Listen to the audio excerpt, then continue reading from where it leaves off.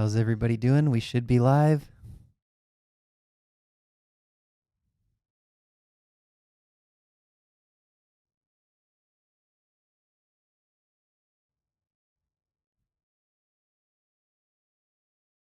Ashtapada, welcome.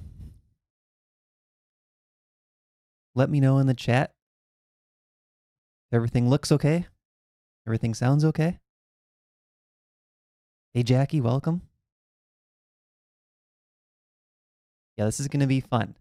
So we're going to have a mix probably of some Minnesota players and some ChessGoals members who aren't from Minnesota. Hey, Waldez, welcome. Okay, let me know in the chat. Where are you from? Where are you watching from? Some of you I recognize. Smithy Cube, been to Minnesota once. Alexi, welcome. Where's everybody watching from today? We're going to do a no engine live coverage of this game. It's a 90 plus 30 from the Minnesota Closed Championship playoff. So there was a round robin. These two players tied for first. International Masters Samrug Narayanan and Charles Hua. They played their first tiebreak game this morning, and Samrug won. And I'll probably be referring to him as Sammy. And Charles needs to win this playoff game number 2 to force a tiebreak. We got Germany, Missouri, California, Barsic, Czechia. Anyone here from Minnesota? Maybe not yet. Okay, so let's start walking through the game. We started the broadcast 1 hour after the game started, but I believe they actually had a bit of a delay to start their game because their last game went so long. So what we're going to do is kind of walk through these beginning moves, and we're going to look at it with the opening book here. Okay, so Charles played e4. Remember, this is 90 plus 30, so you can see the clock here. And I think they started with like an hour and 31 minutes for whatever reason. e4, e6, French defense. d4, d5. We see knight to d2 by Charles. This is the Tarrasch variation. c5. c3. Pretty solid. C takes d. Smithy Q, are you a French player? I seem to remember you playing the French quite a bit. C takes d. We're following 800 games still. D takes e4. Knight takes e4. And the interesting thing here is we already have a pawn imbalance. So Sammy with the black pieces is okay. Knowing that he only needs a draw, he's okay with this imbalance. When you see an isolated queen pawn like this, typically the side with that isolated pawn wants to attack. And the first game was wild with tactics. So even though Sammy was in control pretty much all the way through, it was not clear without an engine what the eval was most of the game. So Charles had a lot of fighting chances. So here we have this isolated queen pawn for Charles. This should give him some attacking chances, and it's a potential long-term weakness. Knight f6, we're still in book, 283 games. That's the top move. Top move, 140 games. Knight f3. Bishop to b4 check, top move. And in the database here, we have 78 games. This is the Lee Chess database, and I'm filtering it just for 2200s. And black is scoring 51, winning 51% to white's 35%. So black is doing pretty well in practice in this line. Bishop d2. Bishop takes d2. Queen takes d2. These players still appear to be in book. Now, this is the first move that isn't super common. Only 14 games. Then after bishop to c4, we're down to 2 games. Castle, castle. Okay, so at this point, I'm going to close the book. We're 12 moves in. What do you guys think of this position? Smithy Q played it for over 1 year as an experience. Ashtapada played the advanced French many times. Okay, tell me what you guys think of this position. So we're going no engine. What's the eval? What are the imbalances? What are the plans for each side? So right now we're at move 12 on our board. The live game is at move 19. So we'll get caught up soon. But this is kind of the first moment where we need to pause. We're out of the opening phase and we need to start thinking about what are the plans for each side. Okay, Ben is saying this feels like a lot of trades for an IQP position. I would think white would be trying to avoid so many minor piece trades. Yes, I agree with that, Ben. So the more minor piece trades that occur on this board, that should favor black. Because if you just get into an endgame with rooks on the board and maybe the queens, this pawn will become a liability. So white needs to use this pawn to help anchor an attack. What do we think the eval is here? Put your comments in the YouTube chat box. I see 14 people watching, which is awesome. So what do we think the eval is? What are the plans for each side?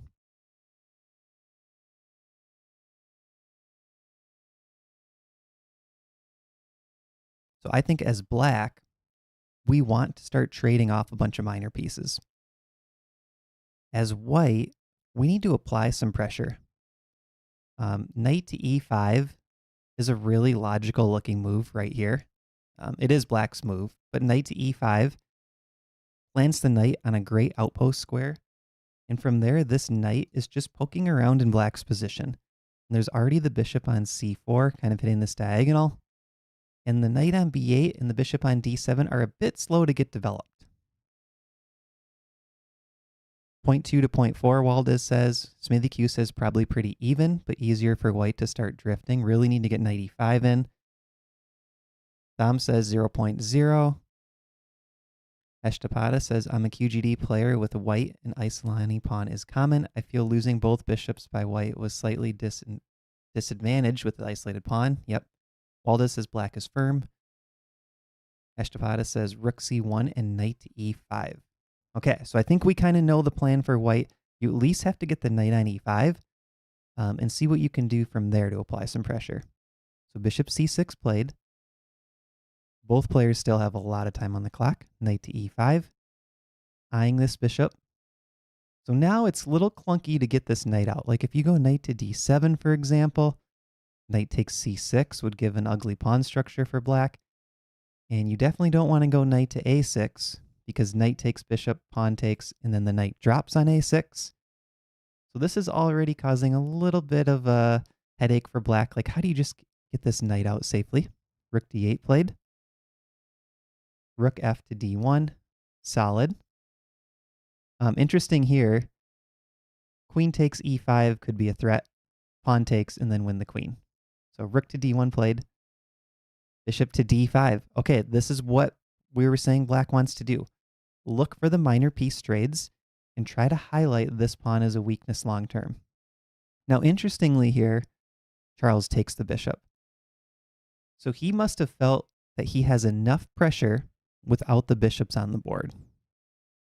Because now we're down to 4 pieces each with the isolated queen pawn for white.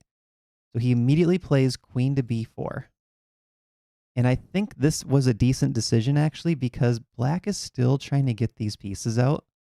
It's not clear how he can safely develop, and rook to c1 is coming very quickly with pressure down the c-file. I think this was an okay decision to trade the bishop still.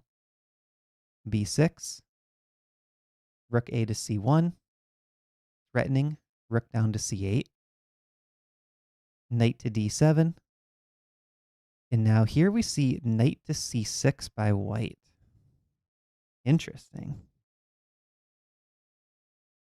What do you guys think the idea is with knight to c6? What is Charles trying to do here? If you've read the book Reassess Your Chess by Silman, one interesting thing is he mentions in there how you want to look at how many squares a knight covers. So if a knight's in the center of the board, it sort of touches 8 squares, right? So that's optimal. You want your knight to be able to touch 8 squares at one time. So he says the 4th rank and the 5th rank are pretty good, in the center. But he says even better is if you can get your knight on the 6th rank. because they can still touch 8 squares, but they're even closer to your opponent's camp.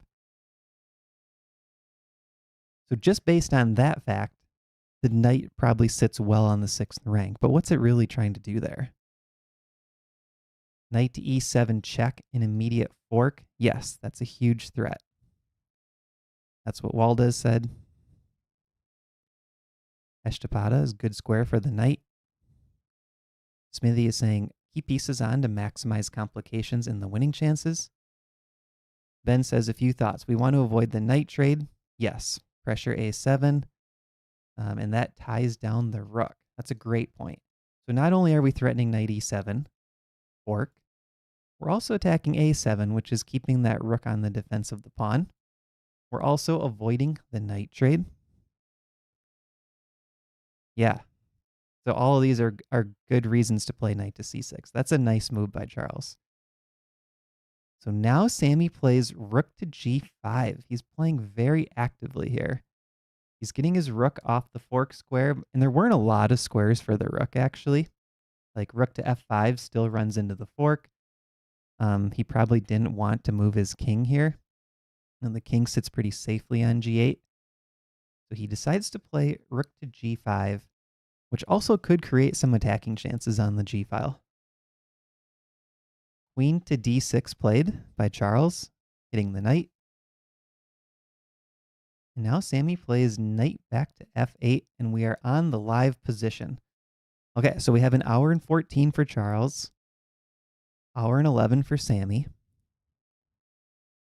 Move 19. It's a 90 plus 30, so there's no bonus at any move. It's just straight 90 plus 30. All right, so let's figure out what would we do here as white.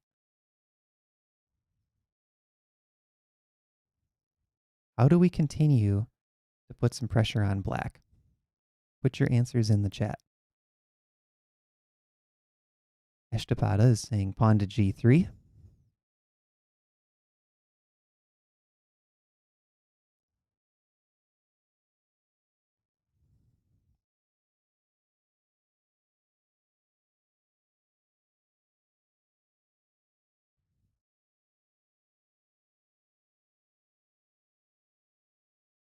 I was just thinking the same thing as Waldez. Knight takes a7 is an interesting idea. Rook takes a7, rook c8. I'm wondering, though, if queen e7 can be played. So we can move on this board and keep the live board over here on the left. So knight takes, let's just say black does take. Rook c8 with a double attack on the knight. And black play queen e7 here. I mean, black is definitely tied down. Could try queen b8. Rook takes f8. The queen can simply take back, though. I don't think it's quite enough here. Because we can't quickly get this other rook to the 8th rank. That's what we need to really apply pressure. And black's going to play g6, king g7 to get out of the pin. I don't quite think that works yet. But that's an idea we should keep in mind. Knight takes a7. It's potentially there in the future. One thing we always need to look at. Always be aware of the pawn breaks. So d5 we should keep in mind, especially with this knight e7 check idea.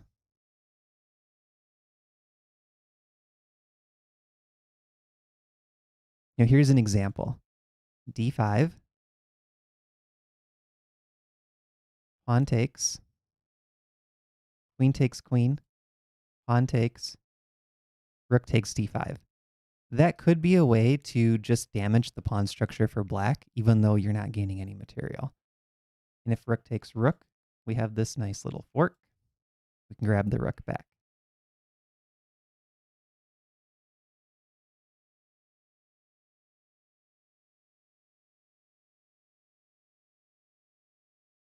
So d5 is interesting. You can't take with the rook because of knight check. Picking up the rook next.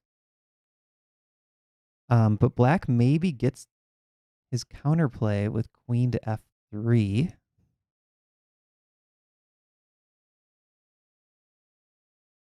But we do always have g3. g3 is a nice resource that kind of stops any of this play over here. Significantly slows it down.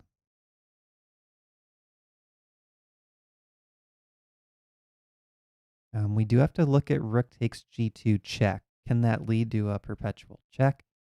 I don't think so, because this queen can always come back to g3. So for example, takes, trying to get a check on the light squares. There's always queen coming back to help out. White's fine here.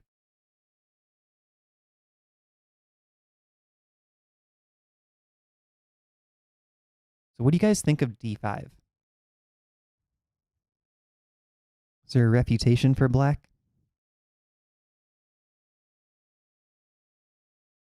I like that it's trying to pose some problems.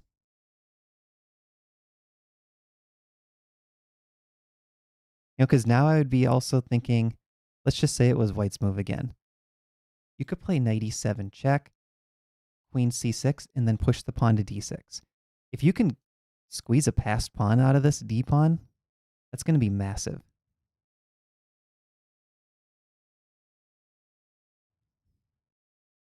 I don't think it forces black to do anything, but I want to create the passed pawn, Smithy. That's the idea.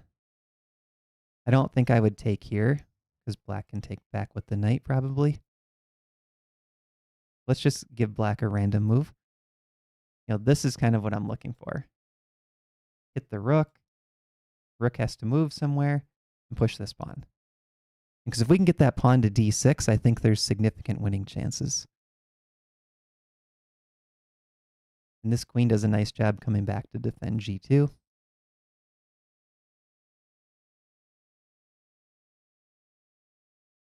And Charles is in a pretty big think here. He's down to 1 hour and 8 minutes on the game clock.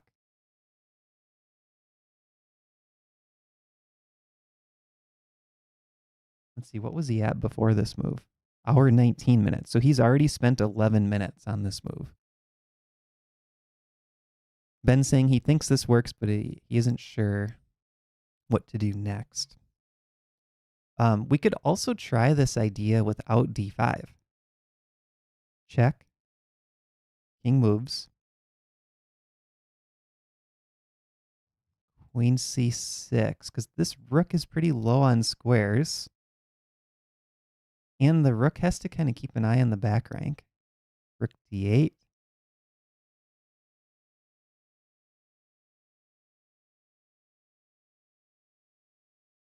Oh, this is getting dicey for black. Look at this line. Queen c7. Let's just say, for example, rook d7. There's now queen takes rook, knight takes, rook check, and mate. So this just shows what could happen to black if he's not careful. Now black's not going to play rook d7 here, but the options are getting a bit limited.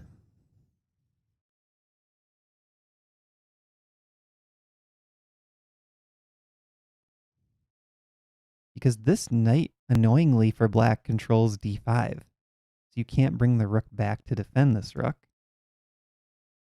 I don't think you want the rook back in the corner.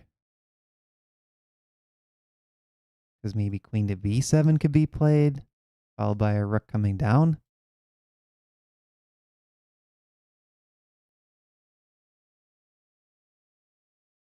This is looking dangerous.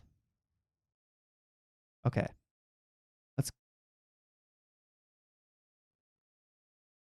Black has not played h6. No. So let's go back to the game position.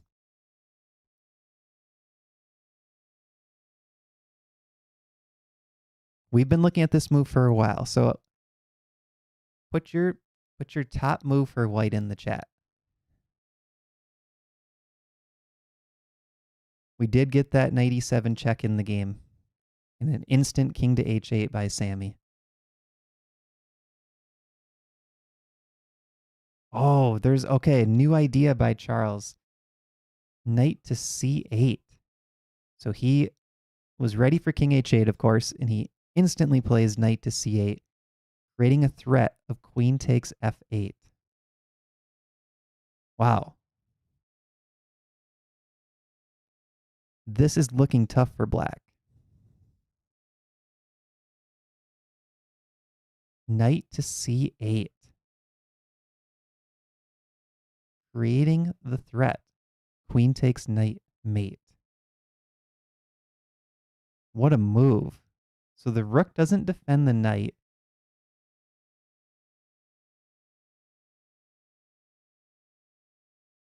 Okay, so what does black do here? King to g8.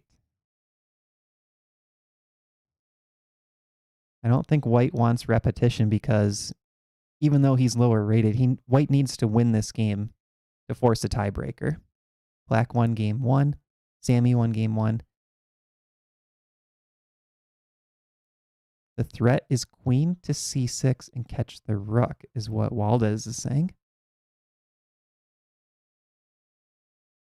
Okay, this is crazy. Look at this. If king g8, catch the rook. And I think what Waldez means is we can attack the rook. The rook moves. Attack the rook. The rook moves. Attack the rook.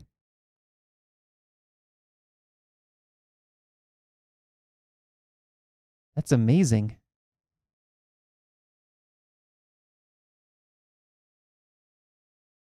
Nice little geometry there.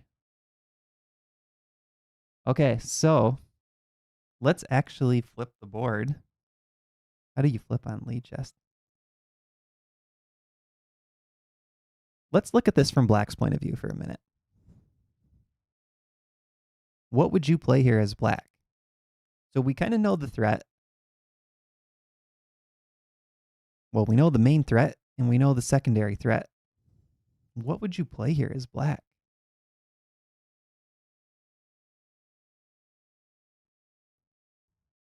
Hey, Dr. Thomas. Welcome, welcome.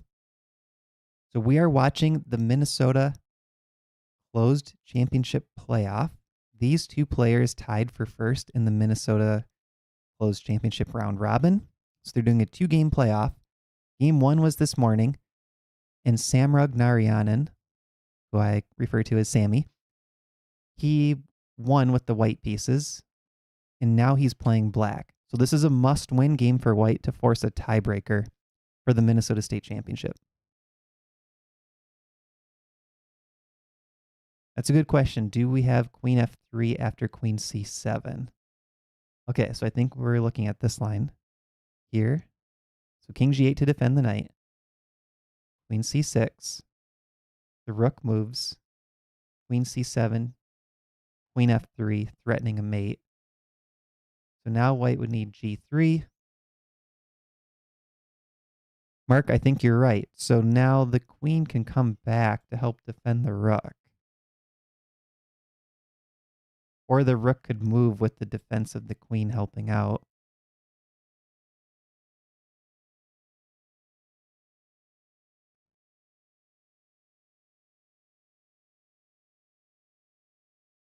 Oh, it's really it's uncomfortable for black, but with good calculation, maybe it's okay.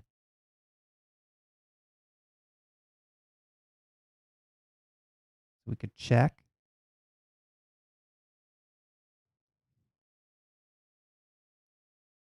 It feels like you can almost do something on the 8th rank. Trade queens, rook down, threatening mate.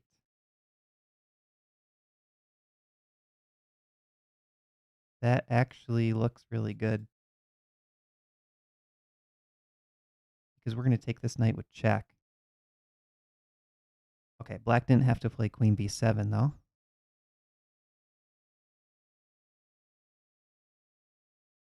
Rook b7, I don't love because after check, this back rank is just too exposed.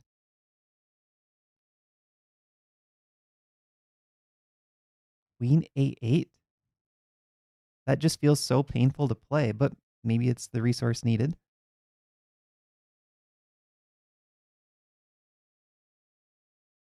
Um,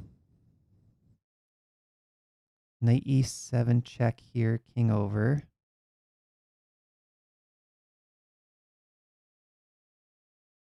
Queen to d8 hits the knight and the rook. This is scary for black. This is really scary.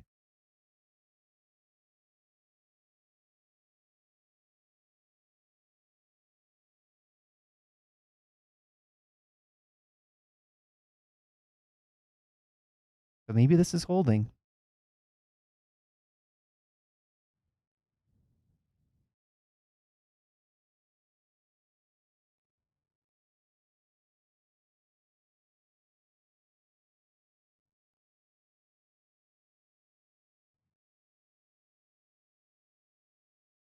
So king to g8 was played. Is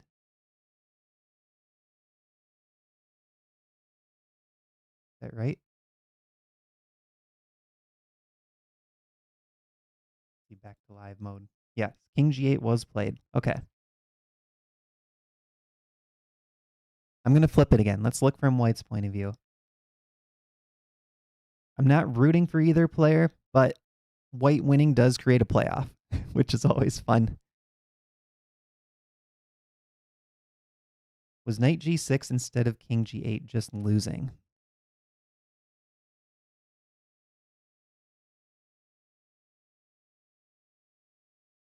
Yeah, I think queen to c6 here and then queen e8 would probably happen. Attack the rook and threaten mate. I don't see a way out of that for black. But I think this idea, if you can activate the knight and help attack, the problem is you need that h-pawn. You need a square for the king. You need that h-pawn on h6 or h5. Okay, back to the game position. King g8 played. We've been looking at queen c6. And I think Mark's idea is correct. After queen c6, the rook moves.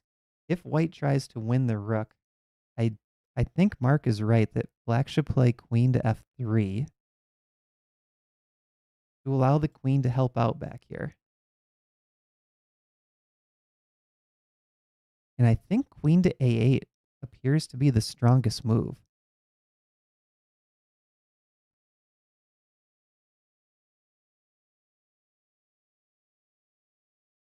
And this is where it's a bit unclear to me what white should play. My feeling is that white probably is winning in this position. We just have to find it. We can keep the queen and rook here, defending the knight, and these two pieces are actually just tied down.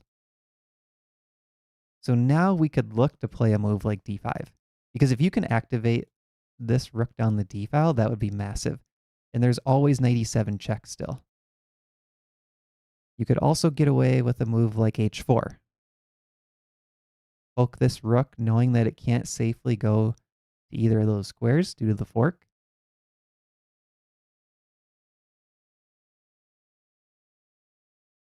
Oh, knight to d6 looks really strong too, threatening queen f7.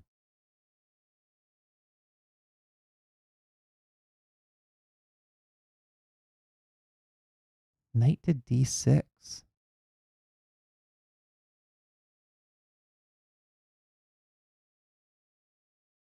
Okay, knight d6. The queen is still tied down to the rook. There's no rook f5, so I think the only way to try to hold the material is f6. There's no way black survives this, is there? So queen f7 check is an option. And we could bring the rook in next.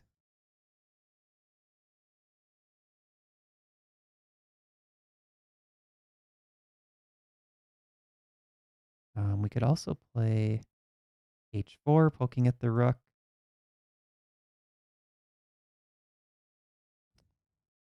We could move the queen, trying to set up knight c7. We do have a move in the game.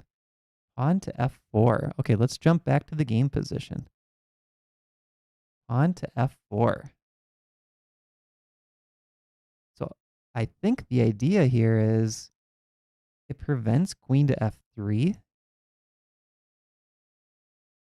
And also, there's not a great square for this rook again.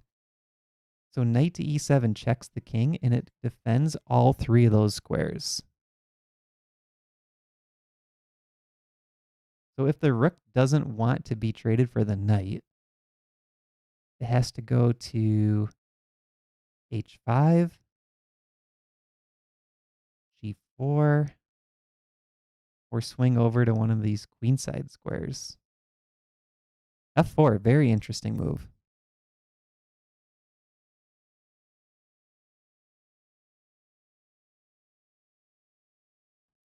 This is putting some pressure on black.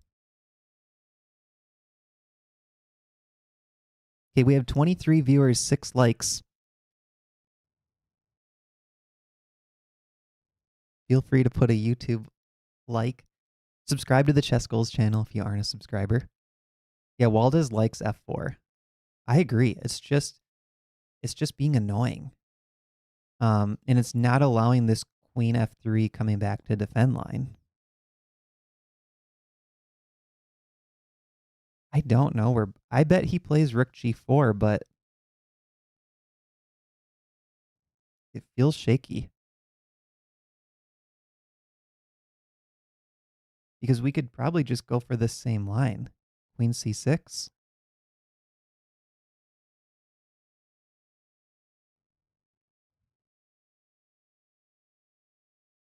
KFP Renegade. I am one of the 6 likes. Thanks.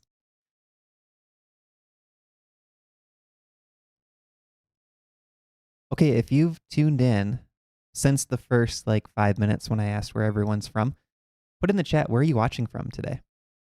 I'm just curious how many viewers are from Minnesota watching this state championship playoff, and how many viewers are ChessGoals students that aren't from Minnesota. Carl's Pets watching from bed. Nice. Florida, Germany, Denmark, Maine, Wisconsin. KFP Renegade, is that near the border? Do you play in Minnesota? Oh, 2 viewers from Germany. That's awesome. Waldes from Czechia. Yep. Anyone watching from a chair today? Standing desk? Couch? In their car? Michigan? Okay, so we have to figure out, what does black do here?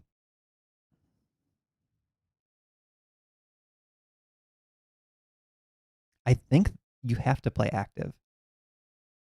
We can eliminate this rook b5 because queen c6 is a fork. Rook a5 looks way too passive to me. I think you have to keep chances on the king side open with rook g4.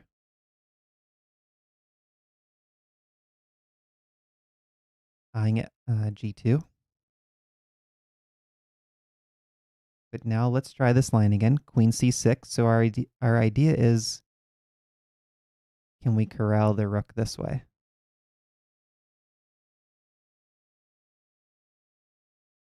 But in this position, there's a resource for black that wasn't there previously. Queen takes f4 to defend the rook.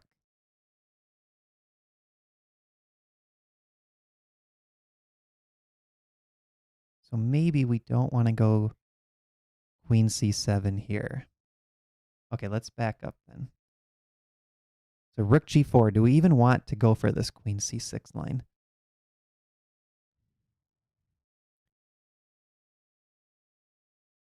Oh, Appleton area, 40 minutes south of Green Bay. Okay.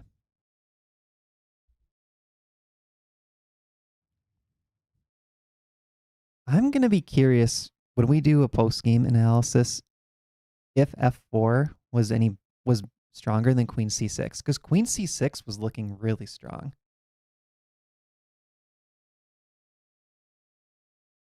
Oh, rook a5 played in the game. Okay. Rook a5 played. I don't love that for black. But can we take advantage of it?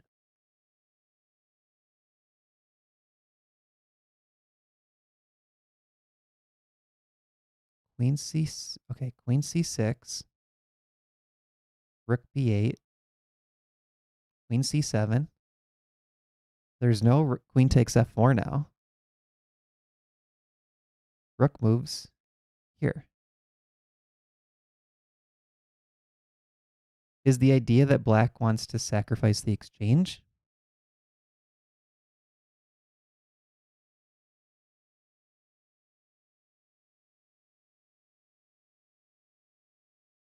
Ashtapada is saying white must exchange queens on e5, go for both rooks on the 8th rank, and knight e7 check.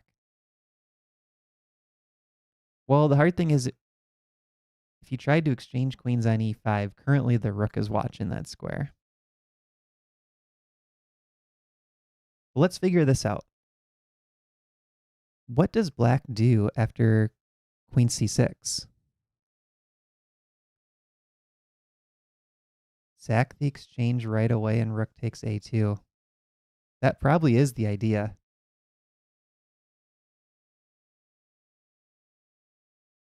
It just looks so slow.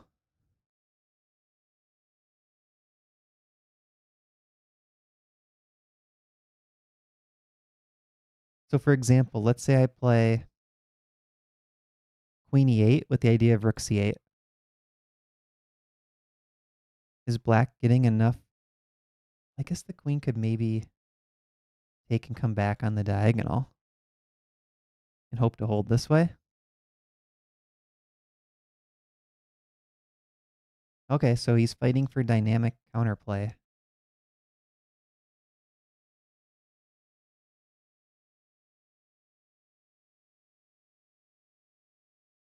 Yeah, I think you're right. I think Ben's right here. So I think this is the idea. If queen c6, take on c8 straight away, queen takes back, rook takes a2, and fight for counterplay. Because the problem for white is with the queen on c8, it takes an extra move to get the rook in. It's just a little bit slower. And now there are two pawns being attacked, f4 and b2. I think when we look at this after the game, f4 might be a mistake. It's also opening up the white king a bit. And I don't know if you guys watched Sindarov in the candidates at all, but the crazy thing is he always had the safer king. And when times got low on the clocks and the tactics started to occur, that's how he got his wins. He always had the safer king. And after f4, I feel like this king position is a bit shaky. It just gives some tactical chances to black.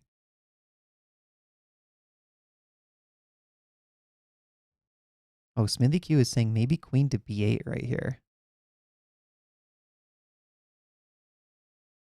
The idea is rook c8. Okay, let's say takes. Queen e7. Probably d5. Well, d5 pawn takes, and this king position's pretty open again.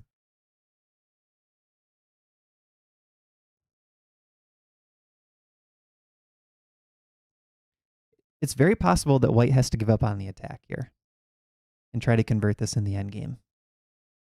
Like rook c7, maybe try to win the a pawn back. But the material's equal here. Black just got two pawns. Queen c6 was played in the game, so they're going down this line, potentially. They started off with queen c6 at least. So will we see rook takes c8 right here? I think we will.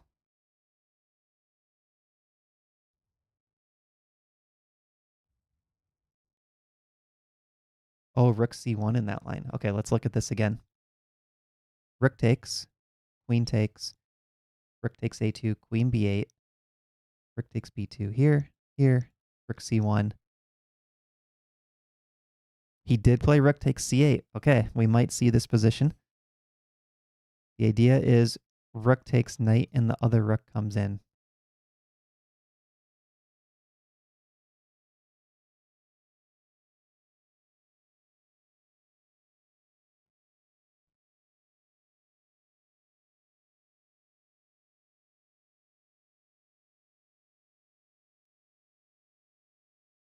Yeah, the checkmate on the back rank is a problem for black.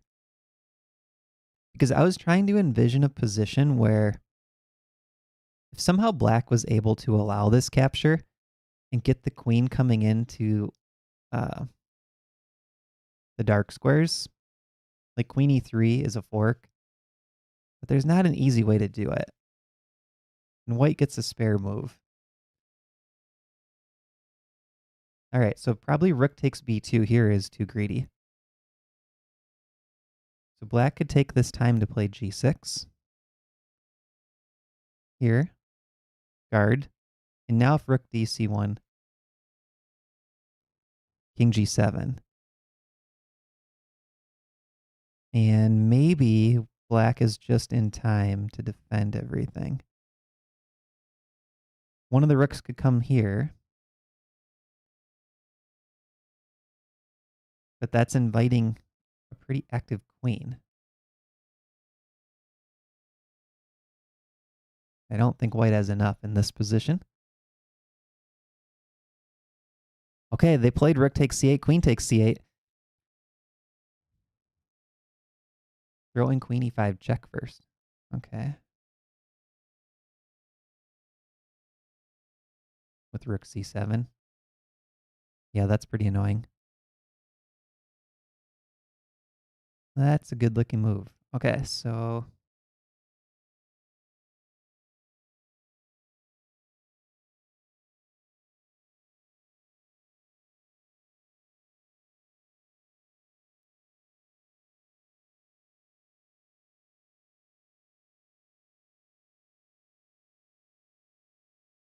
I'm tempted to play king h6, but I don't want to get mated by a rook coming to h3. F6, I think has to be looked at least.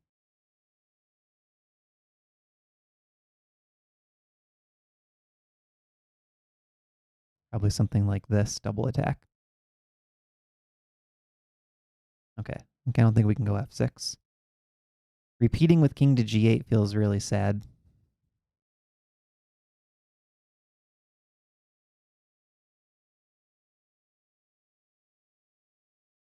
Or back queen b8. Spin the Q saying in the chat. Yeah, rook c7. I don't think f6 can be played. All right, queen e5 check. That's a nice move.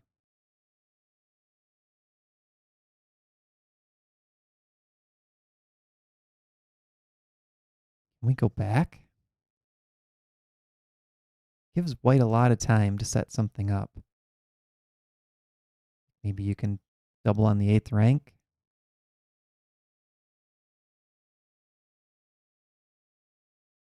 But I think the black queen, I think, really wants to come out here. But the queen on e5 defends the two check squares that the black queen wants to use.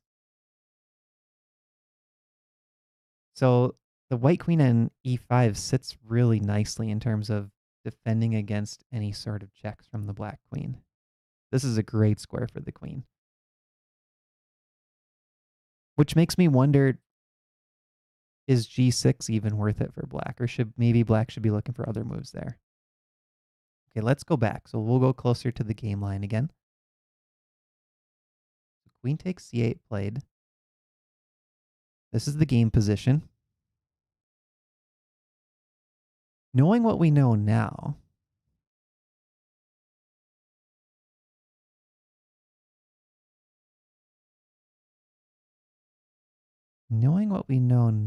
do we go for the f-pawn?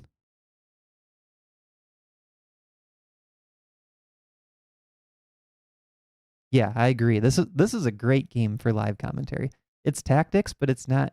The first game was really wild that they played this morning, and I think without a co-commentator, I would have just been completely lost in the deep end of the pool. But this is like enough that we can kind of work through it, I think, or at least give ourselves a good chance to. Okay, so let's say queen takes f4 right here in the game position.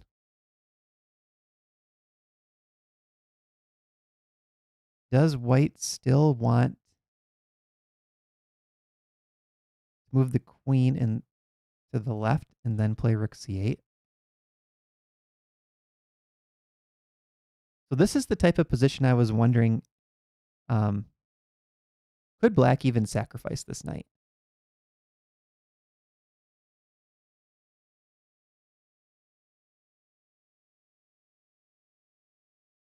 Because it's pretty slow to play rook c8, rook takes knight if the king's able to, let's say, move to g7, if black can create some counterplay over here.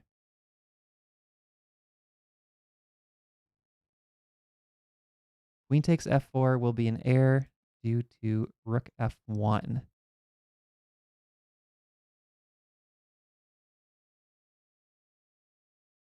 Maybe. But now this pawn falls with check.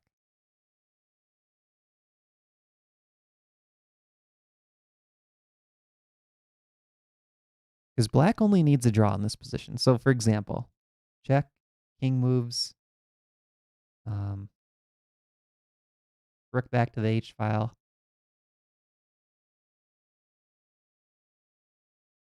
White's got to be a little bit careful here with the drawing chances.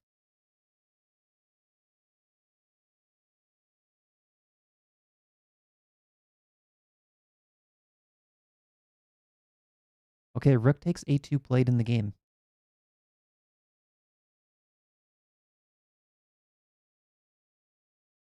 So our top move here was queen to b8.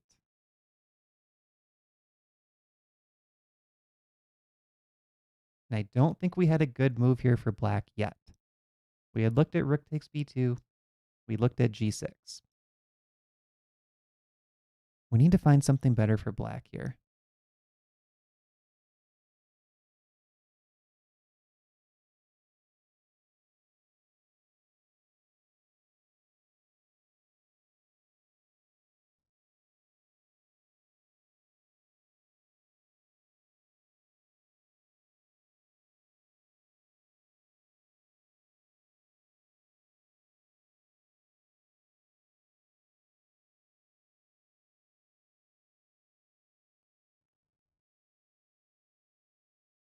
Yeah, queen e8 followed by rook c8. That's another option for white. The nice thing with the queen on b8 is it defends f4. Let me just throw a move out there because it's dynamic looking. Pawn to g5. And my idea is if we were to go to an endgame, let's say takes, queen g3. Black's doing fine here because he grabs the b pawn. And if white doesn't take this pawn, we still have the benefit of king g7, but maybe we could do something like, can we get away with snagging a pawn somehow? I'm not sure about that. It might just be too crazy. But I was trying to create some counterplay here. B takes f doesn't help. Queen takes, there's rook takes knight check. That won't be good. All right, so I suppose here we would still have to play this. And probably go back into this line, and then maybe the g pawn's a weakness for black. Okay. Scrap that idea, but I wanted to look at it at least.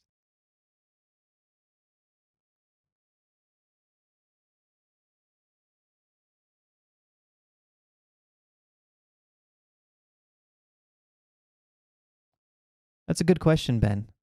Is there a reason we're looking at the g pawn pushes instead of the h pawn? I liked the g pawn push because when the king goes to g7, it defends the knight.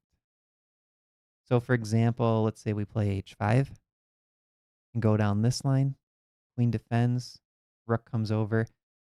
The threat here is rook takes knight, queen takes, and rook down.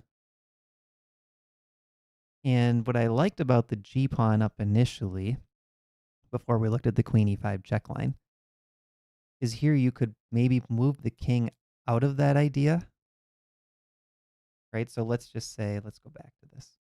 Look at this again. Let's say G6, here, queen e7, here, here. You know, if we could get something like this, the king guards the queen. Whereas if the king was on h7 and this pawn was back, we would lose the knight completely. But it's possible that there's a line where maybe this king can run, allow rook takes f8, and get some counterplay with the queen.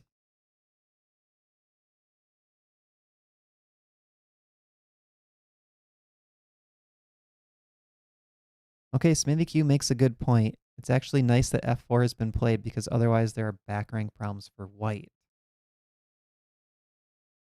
That is true. So like if this pawn were on f2, and let's just say that rook were gone off the first rank, excuse me, there could be stuff like queen takes d4 and you can't take due to mate. So that is true.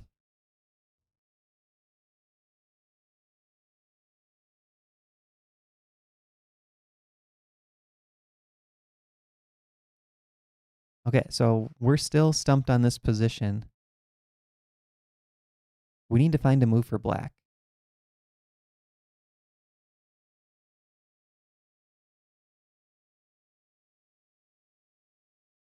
Queen to b8 feels like the best move just because it defends f4. And I liked this idea by Smithy Q.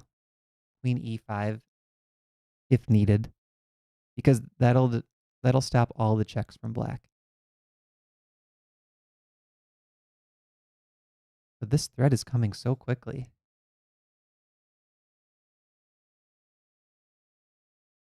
Okay, can black make use of the f2 square?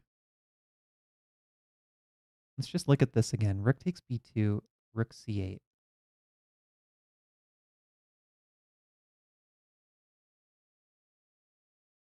You know what we haven't looked at yet? And this is something when you're in a game you have to be worried about. Just a sacrifice, like rook takes g2 check. Because black just needs a draw. I think this one fizzles out.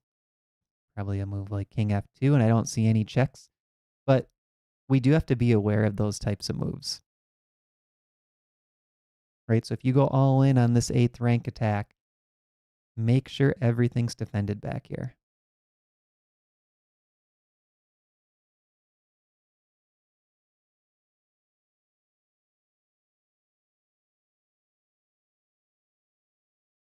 Let's look at this one more time.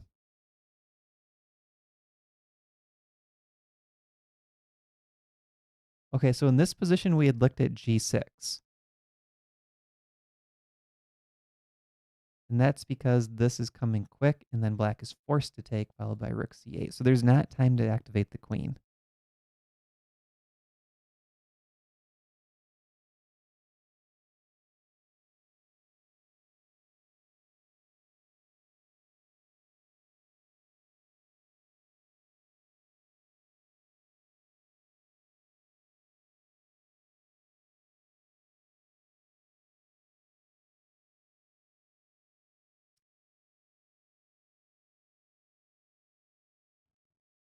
I think rook takes b2 is just too slow.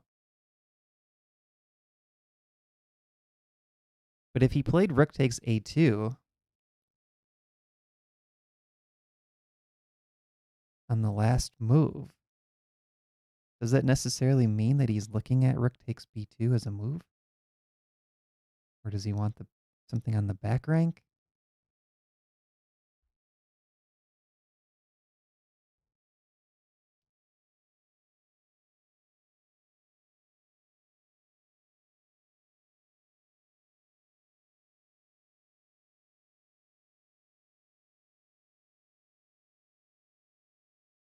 Okay, put in the chat. What's your top move for black right here? Game situation. You're happy with the draw. What do you play as black? Put your answers in the YouTube chat. We're going to do a chat consensus on this move. See what most people would play here. We've been looking at this for a while. What would you play as black?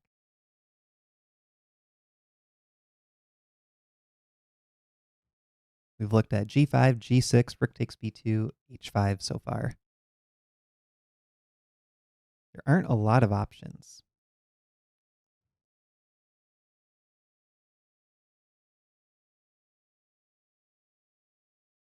Ashtapada is saying g6 or rook takes b2. What if you had to pick one? Which one would you play?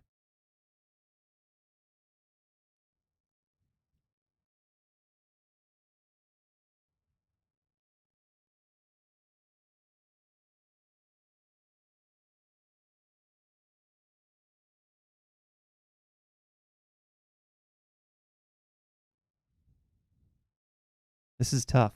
This is really tough. Okay, g6.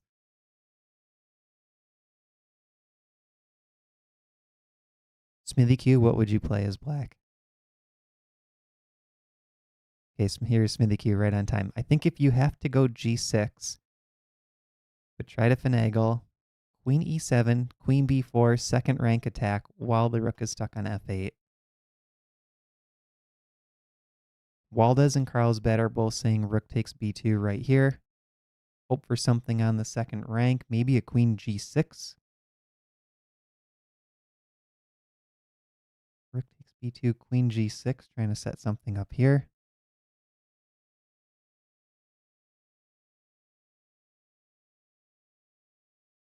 Okay, let's look at that. Can you get away with this before you get mated? So let's say rook takes b2 here. h5. Check comes out. This feels pretty slow for black.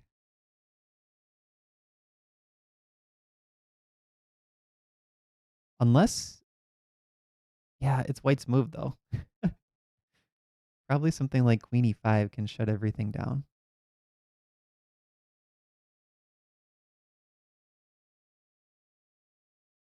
Queen here, there's queen g5. This f-pawn is doing a good job. I don't think there's time to do that. Okay, let's look at Smithy Q's idea. You go g6. Guess we're going queen b8. g6. Try to get the queen out to b4. Okay, so let's say here, here, here. Let's try it. Check. King up.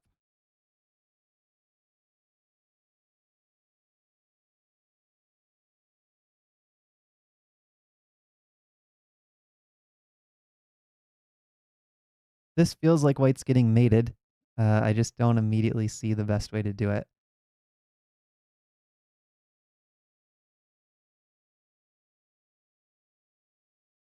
b4 is weak with check, yeah.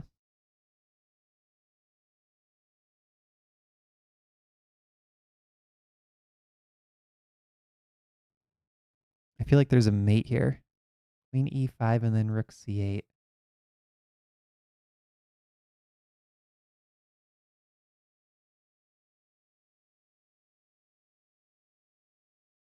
Is it mate? I don't know.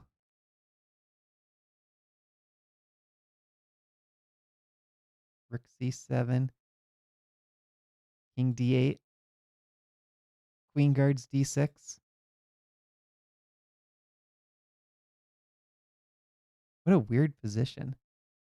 But black also doesn't have an immediate mate with the queen helping on e1.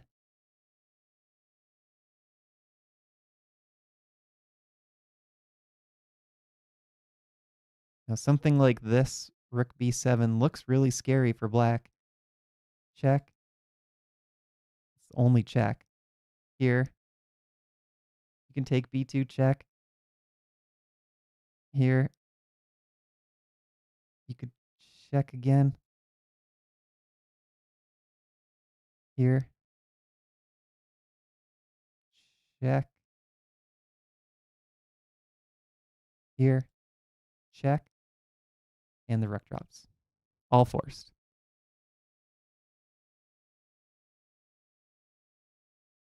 Queen b8 played in the game.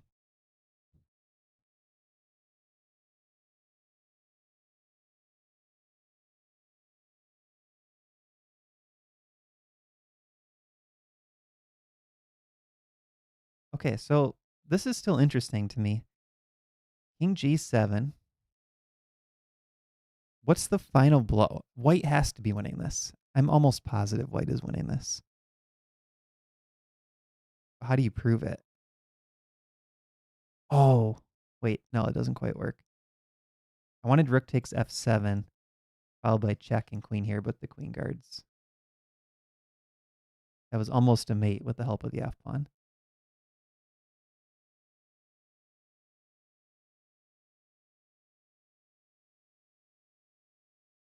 Check here. Oh, there's the queen trade. That'll win. We got the queen trade at our disposal. Yeah, this will win. Okay. So rook g8 check, I think, is the easy win. Now that I see the queen trade.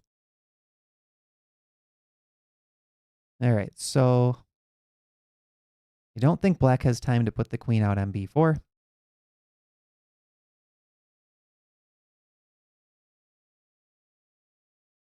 We go back to the game position. Queen b8.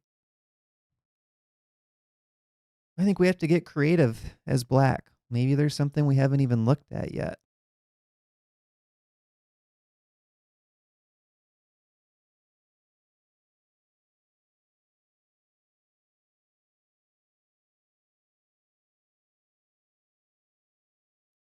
Okay, I don't think we've looked at this. Queen e7 right away. Rook here. And now let's not move the g-pawn. We have not looked at this. Because now if the rook moves, we have queen takes d4 check. This might be the critical line. Yeah, this is what we needed to look at. So we're playing queen e7 before we need to, as the move in the game position. But we're not really looking to play defense. We're looking to play offense with a counterattack before white's able to get this whole setup on the 8th rank with the other rook coming to c1. We're trying to save time by not playing g6 and going queen e7 straight away. This has to be the critical line.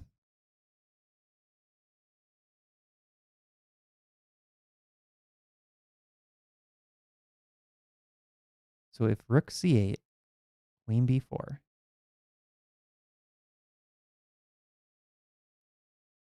it's possible you could still play rook c1 here and hide the king on h1. That's very possible.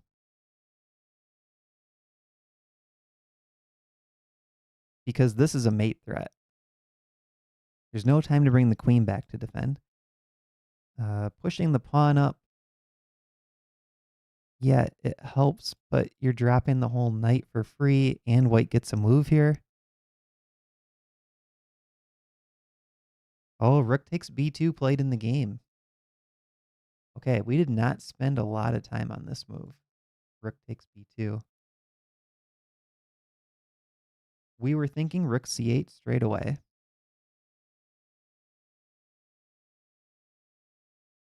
And I think how we had left it, there wasn't a great option for black.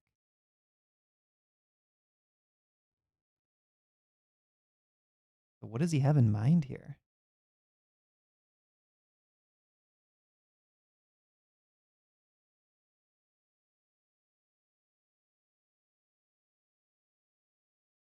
Okay, we must have missed a tactic because now rook c4 was... Okay, wait. Okay, I'm getting confused. What was played in the game? Rook takes b2. Rook c8, queen e7. No. Yeah, queen e7, and now rook dc1. Okay.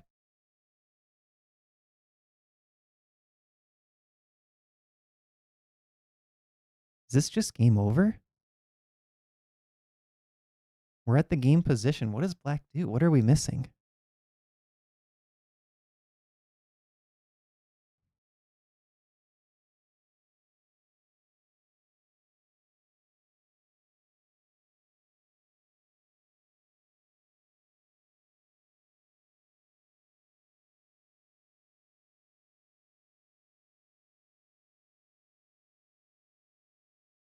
What are we missing here?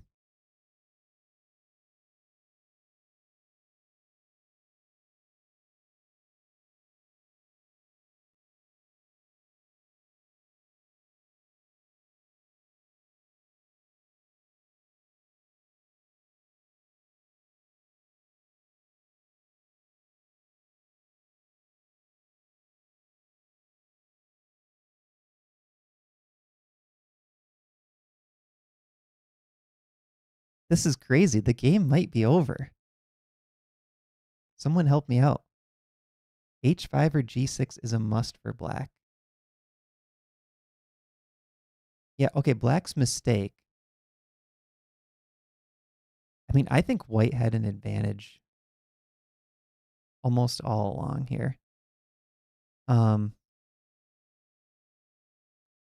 would actually go all the way back to move 14. We had this position, and bishop d5 was played with the idea of swap things off. But this sequence happened so quickly, and these pieces were never able to untangle.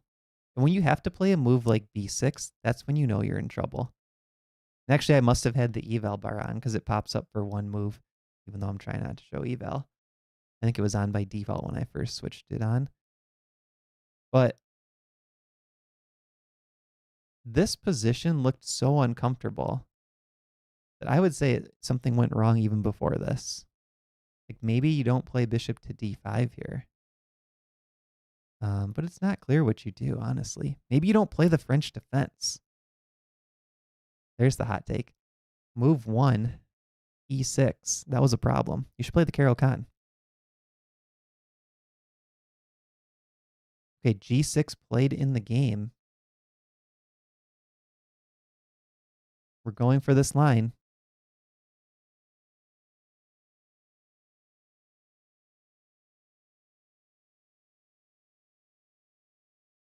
Rook takes f8 check. I mean, that has to be the move.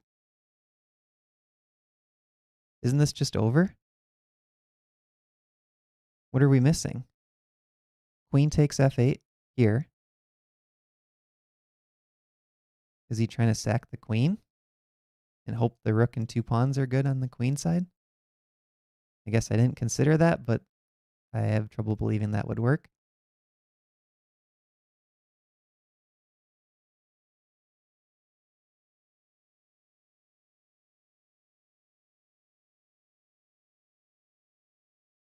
What are we missing? Okay, if the king moves, I think it's just this simple queen trade line.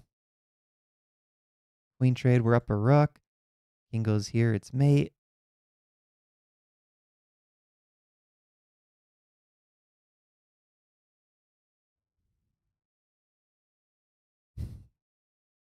Never. I love my French defense, Ben. Okay.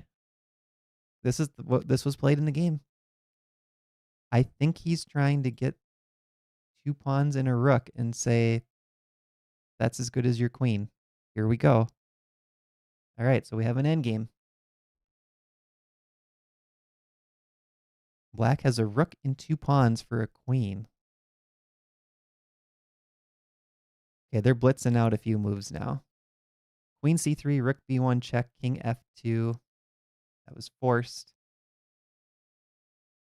d5 is threatened with a discovered check, and then it heads to d6. That would be painful. So I think black has to block that check somehow.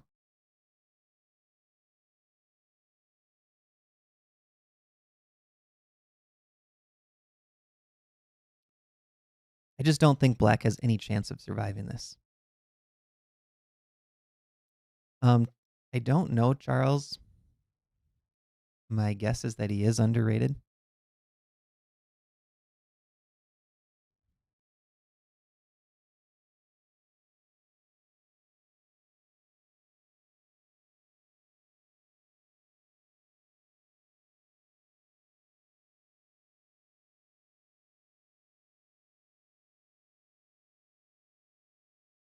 I'm on the FIDE page and it says his birth year is 2006. So he's probably 19.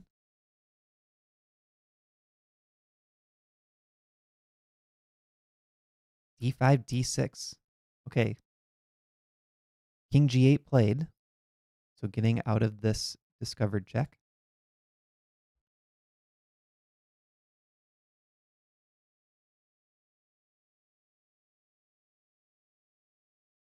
Smithy Q has a really interesting suggestion. Can we just walk the king? Probably this way. Or whichever way black can't block. Maybe it is this way. Can we walk the king up to f6 and deliver mate? I mean, I think that's a very legitimate strategy here. I don't know how black defends against that. I mean, he would have to play pawn f6 at some point. So let's say king f3.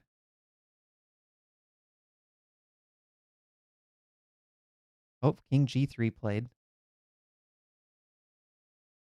Okay, this one there is the h6 block, though. You know, if we're trying to come up, h6 seems available, whereas this direction, you need to block with the f pawn, which I felt like exposed the black king a little bit more. But let's see what happens. So king g3 played.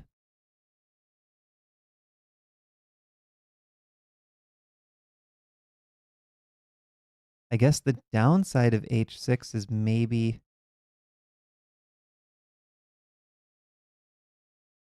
it softens the g pawn. Oh, f5 sacrifice is nice, though. The king's still coming in. So we always have this move available. And our king's coming in through the dark squares. And then the queen's coming down.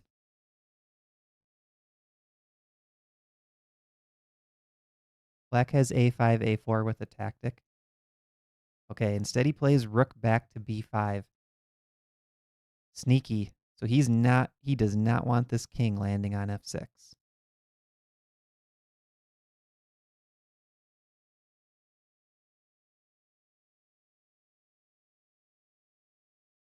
All right, he's trying to set up a fortress. Right, you can envision a scenario where white can't make progress with the rook guarding the 5th rank. It's possible, but white has a lot of time. You know, he could push the G pawns up, and then look to crack open this position for the black king. D pawn's going to be hard to push.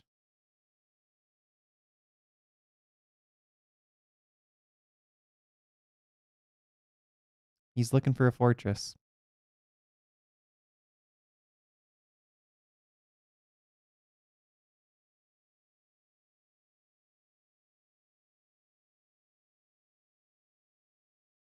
I feel like what you want to do here as white is get the king on g7 and then get the pawns pushing.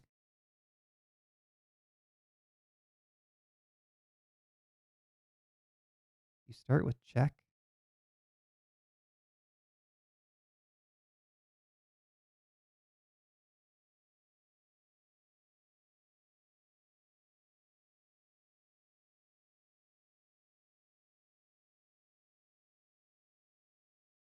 I don't think we want this pawn coming to a5. So maybe right away we can try to prevent that pawn coming from a5. Like let's say check here and then create this double attack.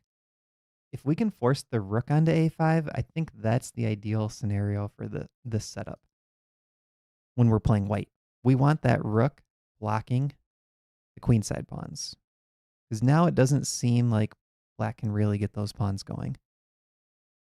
You don't want to play b5 because it opens up the 5th rank for something like d5. But now I would look to move the king, play g4, h5, and try to open up black's position this way. And maybe black would have to sacrifice this pawn. So for example, h5.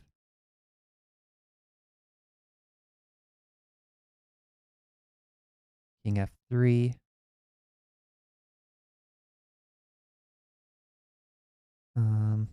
Need a waiting move. Waiting move. Something like this. Then maybe black gives up a pawn and tries to hold this as a fortress.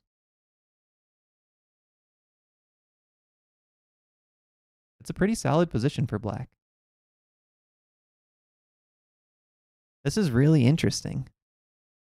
So Sammy must have had this in mind all along.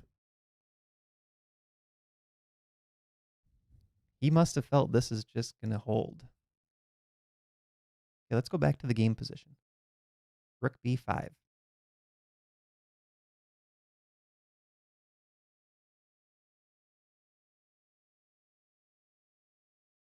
Okay, question for you guys in the chat. With best play, what's the result here? Should this be a win for white or a draw? Or if you think win for black, put that.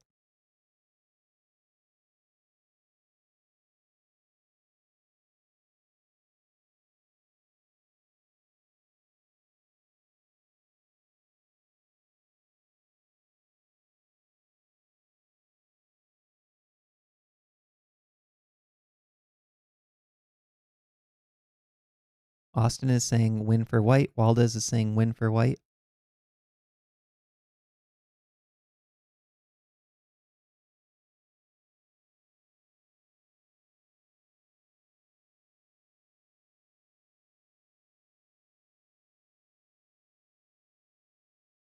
King h4 played.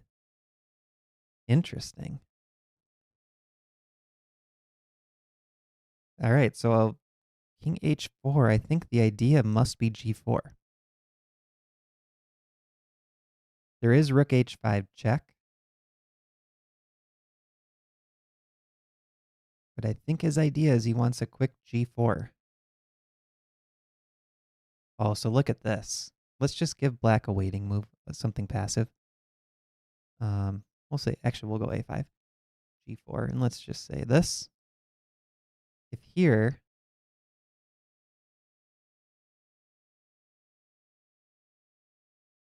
I'm wondering if there's a way that white can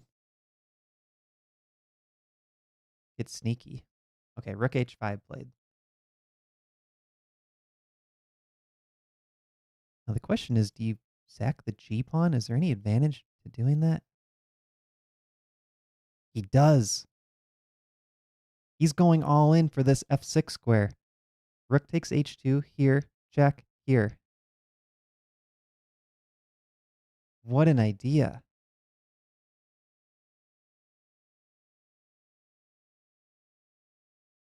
Okay, I guess the question then is, how do you make progress if black plays, for example, rook d5?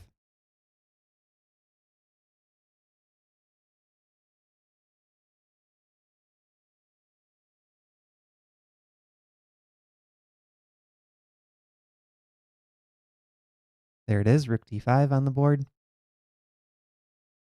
Players still have plenty of time. There's a 30-second increment.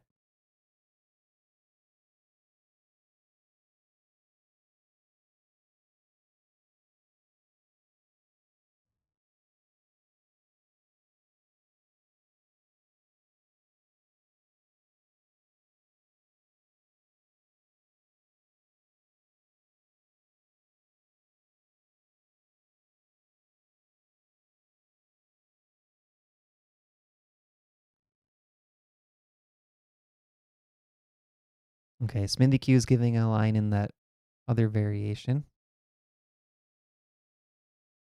I mean, I suppose white could still play king h4 and change it up, but Black's probably just going to check and move right back.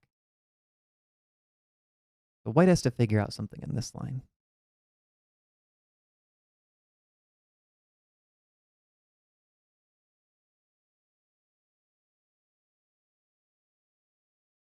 Here's an idea. Check, king g7, queen c7. And I like that you can't take here due to the fork. Or maybe queen b8 is the better move. Attack both these pawns. I'm trying to scoop up a free pawn or two.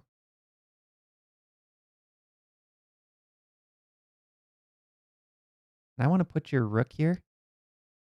And this type of position is getting close to a zugzwang for black. Black is running out of moves here. Okay, king f3 played in the game.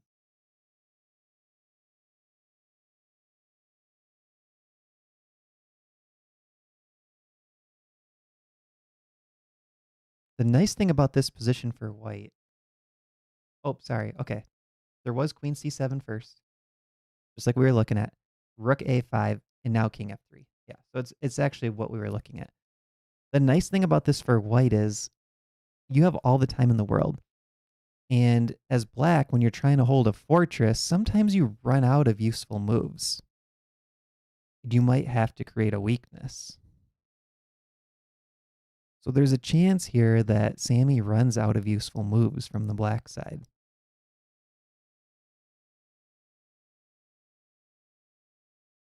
H5 played.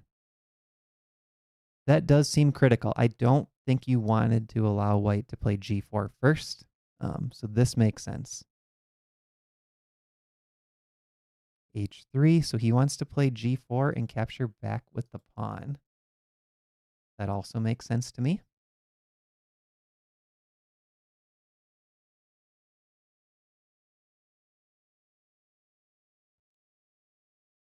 This is what I'm envisioning white wants. Bear with me, I know it's a lot of free moves for white, but I think white wants something like this. Play f5 at the right moment, and then figure out how to take advantage of a black pawn capturing. So like, let's just say here, can you somehow sneak the king in? I don't know though, it just seems solid for black.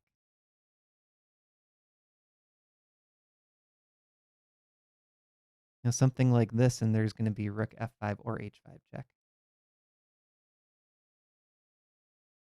I don't know if that's enough.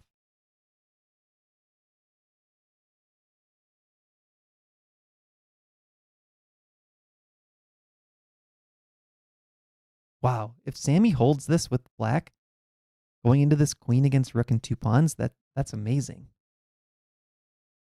But I'm having trouble seeing a way in for white now.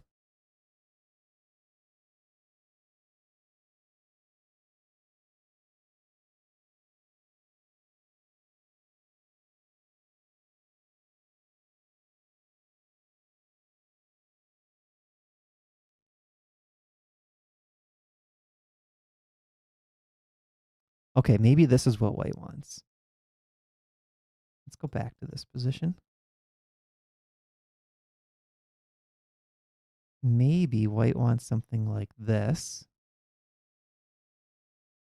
And now, what I'm trying to do is play some combo of f5 and d5. So if we get f5 here, and black takes with the e pawn, the nice thing about that for black is the g pawn still defends these squares for the rook, but the d pawn runs free. And if you take with this pawn, I think the downside here is the king could maybe come over to the h file. Right? So taking with this pawn makes sense in terms of blocking the d pawn. Something like this could be played. Queen f6 check, and maybe this king comes over to the h file.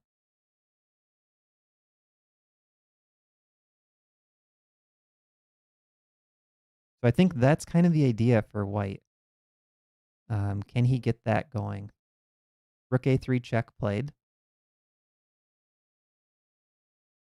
So Sammy's looking for active defense. King e4 played, and now rook here. All right, I think we're going to see g4.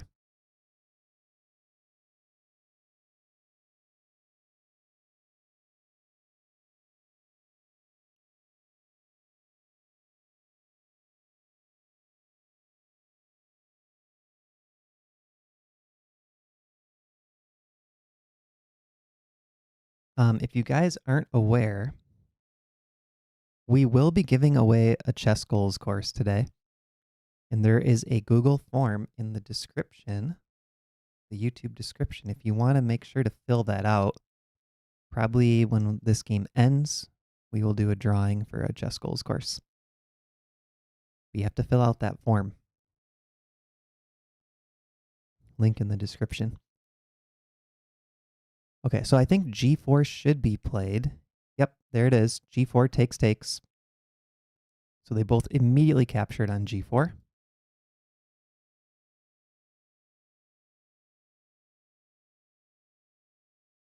King g7. Now, I think this king needs to leave e4. And the queen should maybe guard d5 to create that idea that we talked about. Like, let's say this king moves. Get the queen to guard d5 and then play here.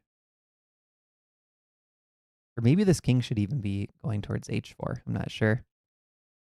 But can we create this setup where there doesn't seem to be a good capture for black? I think black has to pretty much go g-pawn. I don't think you can allow this passer to come through. But now the question is, can black survive something like this? So probably instead of king d3, this king I think should walk back to the king side. King f3. Now maybe the best for black is to try to not allow the king up to h4. But let's just say black does allow this. Oops, too far. f5. Oh, we want the queen on the guarding this first. Oh, there is rook d5 here. I guess the queen doesn't have to guard d5 right away. Let's say here. If this pawn takes, it's going to allow this to push with the help of the queen. And if this pawn takes, we want to push past. Now the king's marching up, and this queen's going to find a way into the dark squares. I don't think black has time to really get checks going on the back rank. But white's trying to break down this fortress, and the way to do it is a timely f5.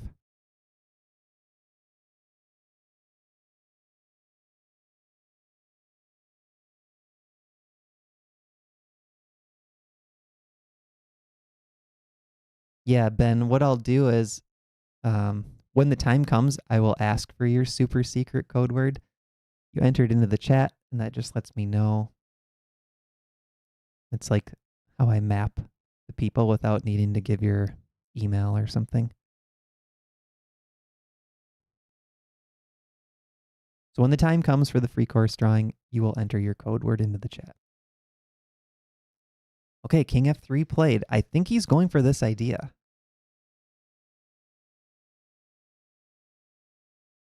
Let's march the king to h4, play f5.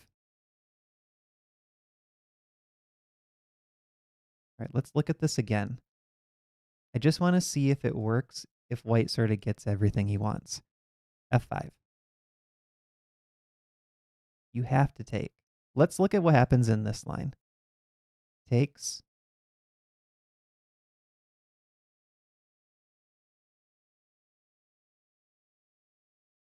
I mean, I think something like this should be an easy win for white, if I'm evaluating it correctly. because this king cannot help defend this pawn, and the rook alone can't help defend it, and I don't think these pawns are coming quick enough. Something like this. This pawn's going to try to mate black. Okay, let's back up. So I'm pretty sure e-pawn taking is not a valid option.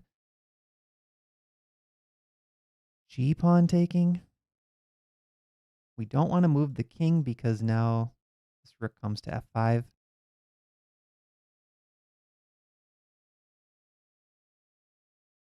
Okay, so I think it's working. Play here.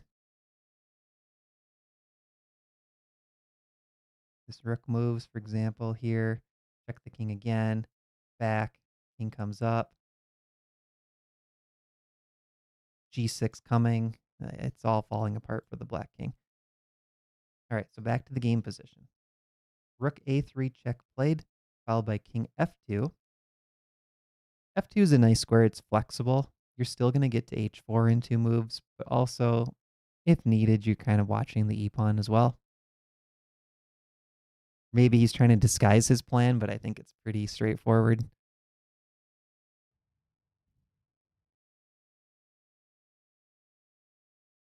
If you forgot your code word, Spider, it's okay.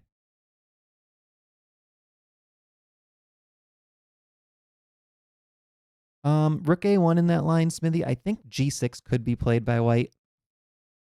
Maybe before rook a1 even, before moving our king up. So for example, check here, wait, here, take, here.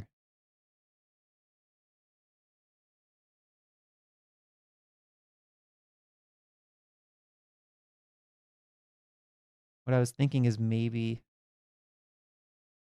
a g6 could come, but I guess we do have to watch for rook h1, rook g1.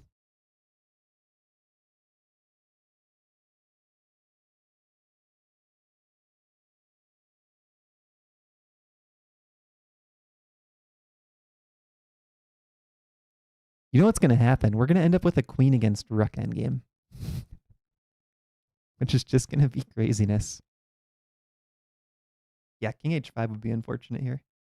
Mate. All right, so maybe this isn't super straightforward still.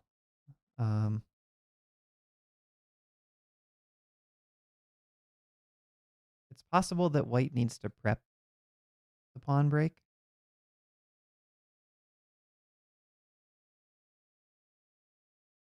I don't know the best way to do it, though. Because rook to d...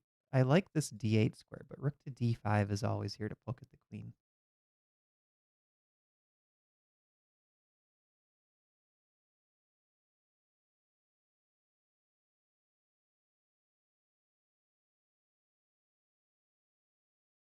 Okay, rook a2 check played in the game.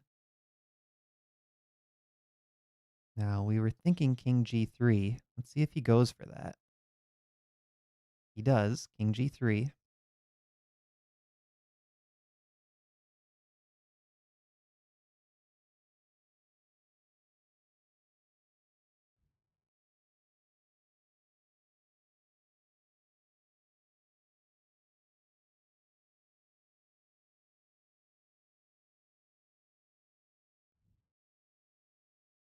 KFP Renegade is saying maybe we can push the f-pawn, I think, and move the king through here. Rook check. So do we now commit? King h4?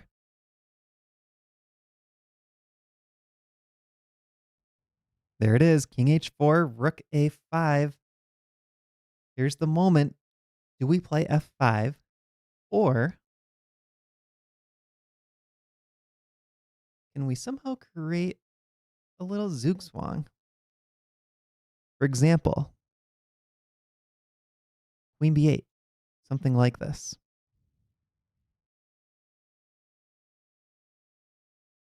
Now, I don't see a great waiting move for black. You know, I don't think black can just sit. You don't want to block the 5th rank. You don't want to push that because you lose this. You don't want to really move your rook because you might lose these two. Now, you could calculate, I take this pawn and lose these? But you really can't just sit. You can't wait here as black. King moving over allows queen f8, which is going to be bad. So this line, I think, needs to be calculated as one of the critical lines. Let's say rook here.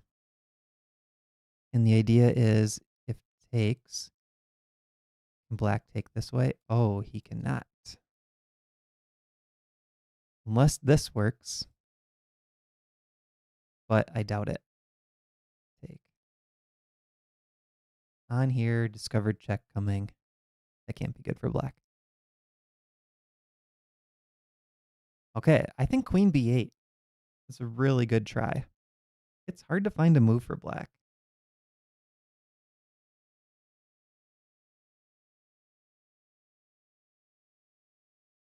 Charles is spending some time on this move.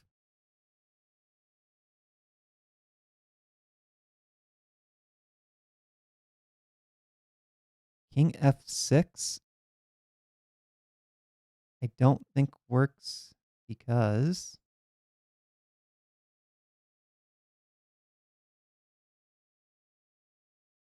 maybe queen f8, threatening g5 and queen takes f7 check.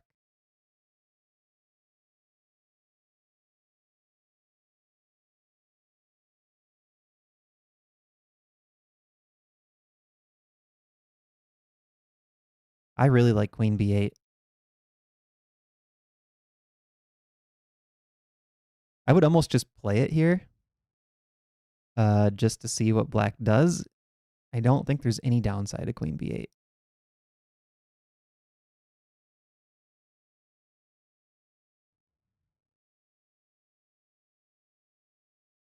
Queen b8, the winning move twice. Yeah, it's possible queen b8 was missed earlier.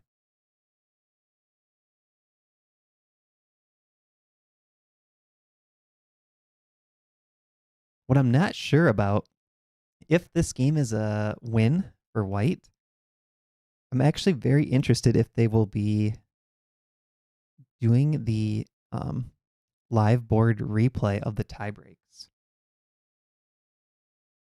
And if so, would they like commentary for it?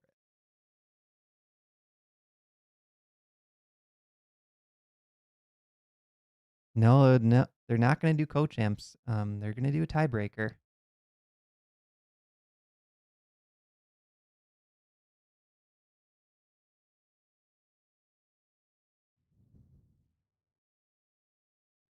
It looks like they will probably broadcast the games.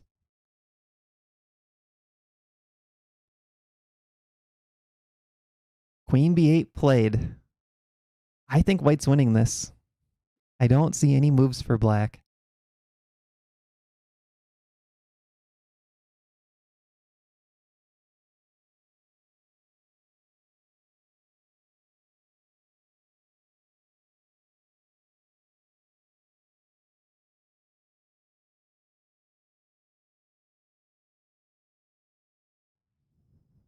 Queen b8 played.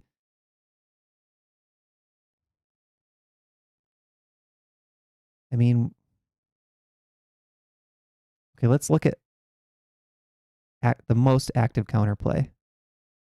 Can black come check from behind?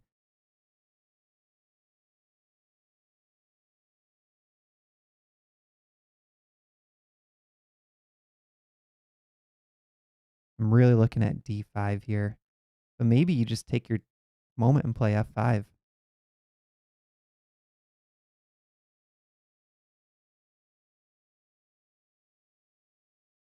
We really want to shatter this king position and get the d pawn rolling up the board. That's the goal. If check here, check. I think go this way.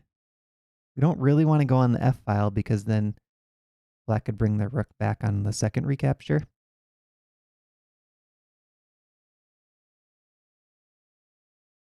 But it feels like black is losing his fortress. If check, king g2.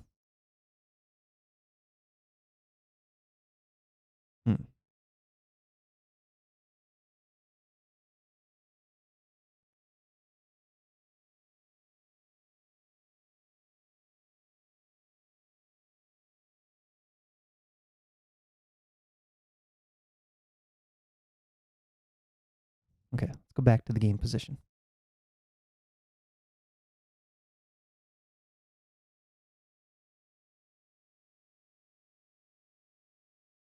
Sammy does have 46 minutes, though.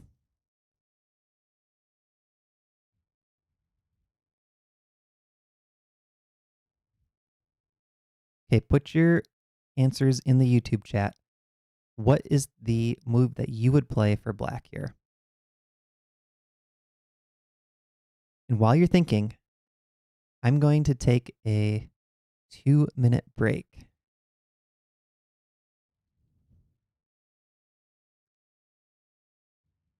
Because we've been going for an hour and 40 minutes, no breaks. I'm just going to take a couple-minute break, and I will be back. Put your moves in the YouTube chat.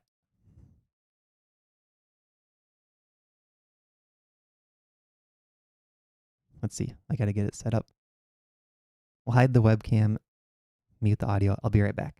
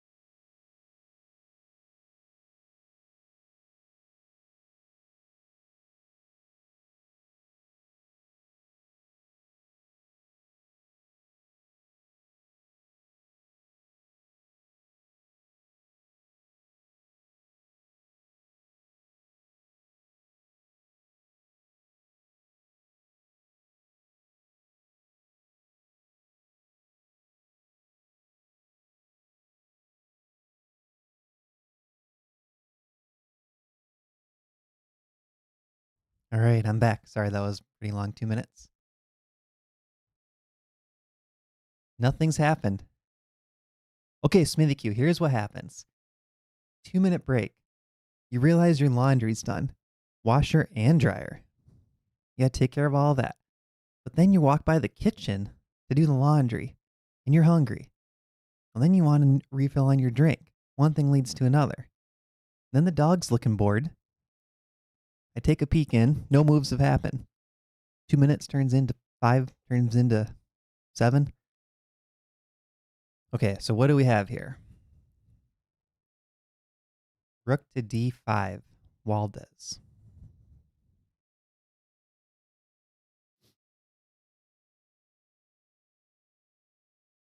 Okay, so since this is a fortress, are we okay with giving up the a-pawn? Doing something like this and just parking here?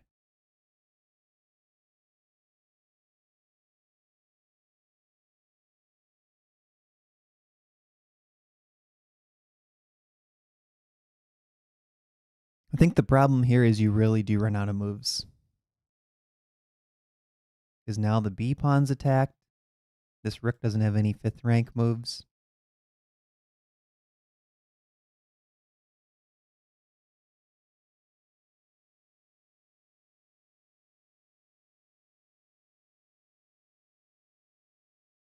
I don't know. This is a tough position for black. This is probably losing.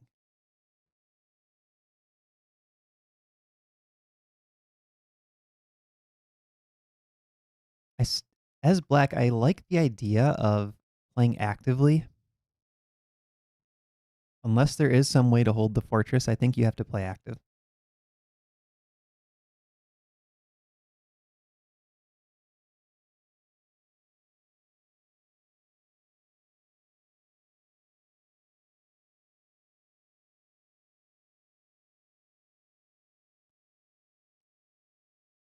All right, since we're on this super long think, should we do a course giveaway now? While we're waiting?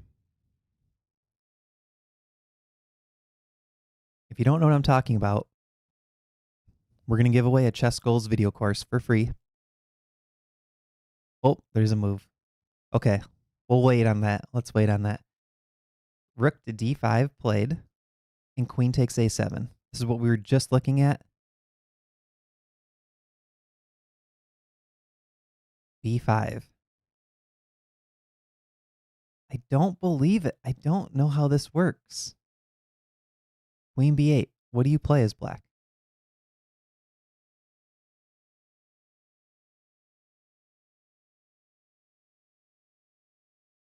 Rook takes pawn. There's a fork. I don't buy this.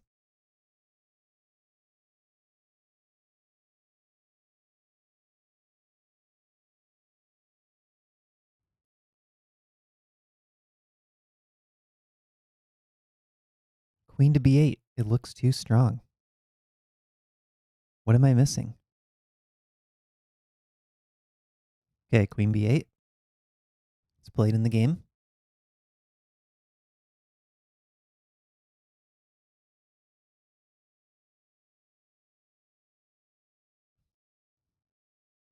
Okay, let's rule things out. g5. Pawn takes pawn.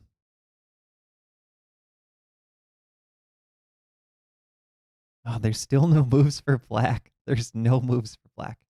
This never works because of queen f8. There are no moves for, I think it's over. Okay, but let's keep going. f5. It does allow some checks. For example, check. Can't go here because of mate. Go to the back rank.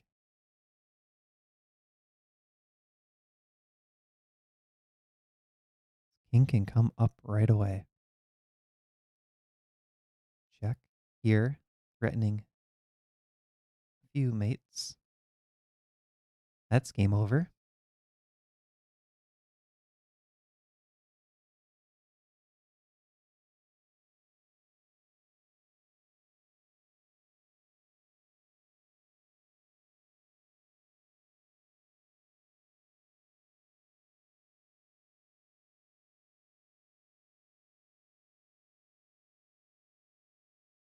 Oh, king f6 played. Okay, this was not considered. He's escaping the fortress position. Probably not because he wants to, but because he feels like he has to. All right, I'm thinking queen f8. Queen f8 right away looks really strong.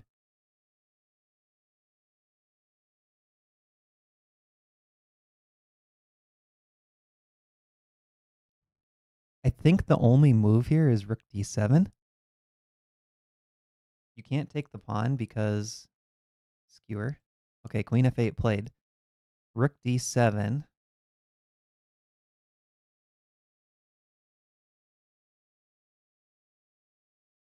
I don't see how black survives this. For example,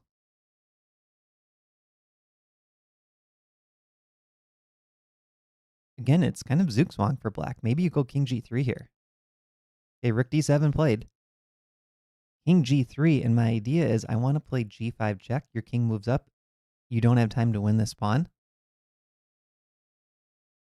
I might even put my king on f3. So then when g5 comes, king here, queen here, and it's going to be a mate. Okay, he plays g5 check straight away. I think it's still good enough. Now I'll move like queen g7. e5 is, if you can get the queen to e5, that's mate.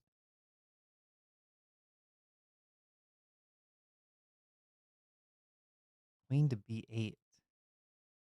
Rook d5.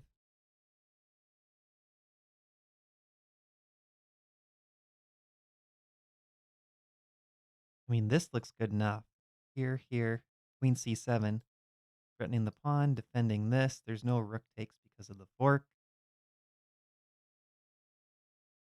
I think that's game over. Like, black has no moves here.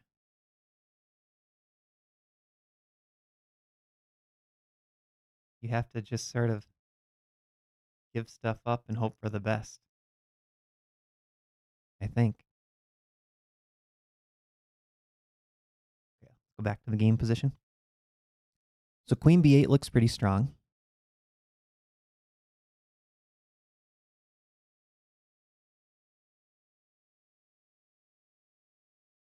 Queen h8, queen g7 also look good to me.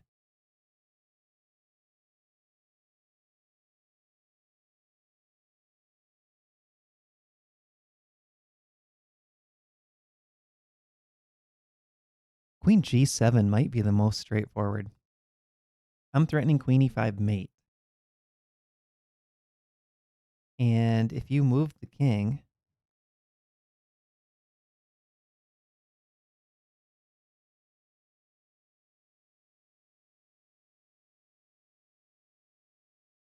can't go this way because of a fork.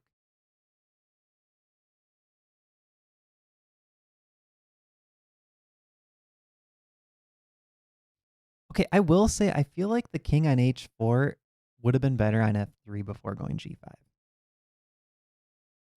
I do believe this is still just winning for white, but sometimes I really like making the opponent squirm a bit. And here, this is super tempting. King g3. What are you going to do as black? You know, maybe you try to sacrifice this pawn, tuck your king back, but I think we can just create the same scenario.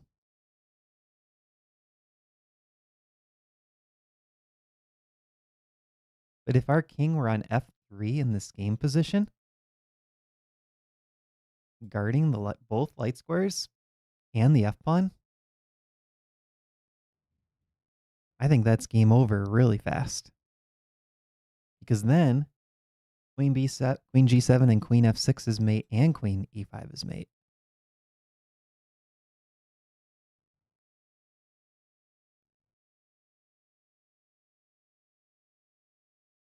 And games can be interesting. Okay, there's queen b8 played in the game.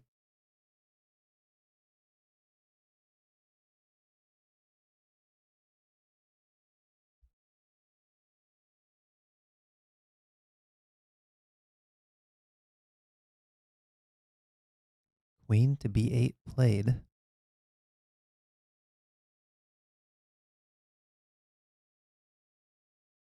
So if rook d5 here trying to hold everything, I think,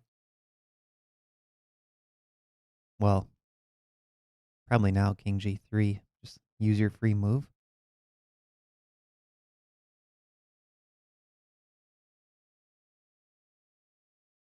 Guys, am I crazy or would this king just have been... Was king g3 much stronger than g5 on move 50? Am I crazy? When in doubt, queen b8. Yeah.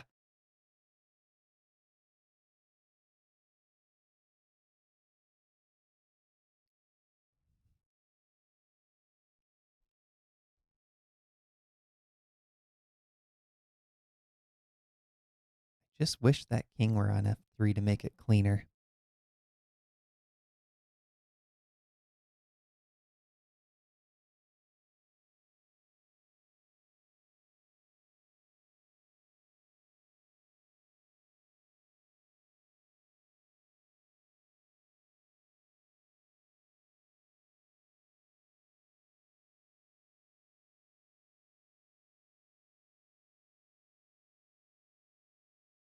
I think as long as white has one remaining pawn in the queen against rook, it's always going to be a win.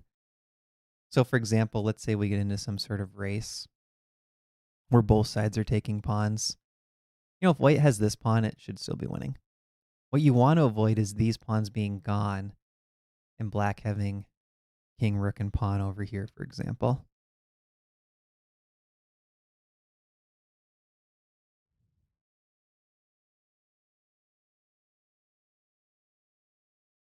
Okay, rook takes d4.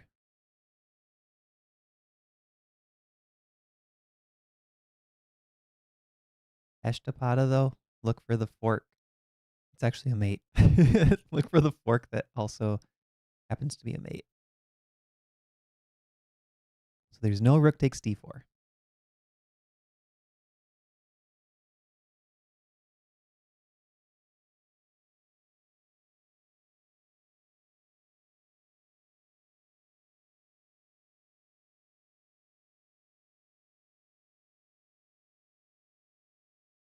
Okay, here's something I did not consider. f6. You could potentially be looking at some sort of rook h7. I don't think that should be good, though. I think there are too many options for white still. Okay, king e4 played. So he's not going rook d5. He must have found that maybe white was winning after a move like queen c7 hitting this pawn. Okay, king e4 played.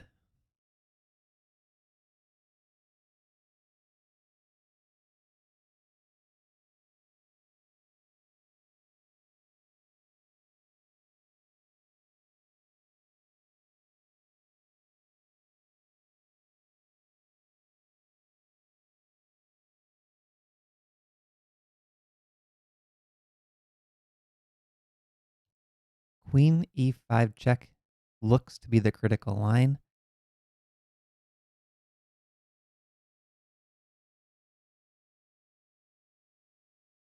But sometimes in these positions, it can be useful to do sort of a setup move, something like moving the king over to defend this, freeing the queen to do other things.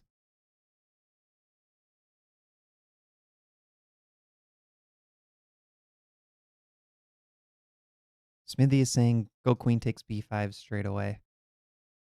Try to end any counterplay. Queen e5 next.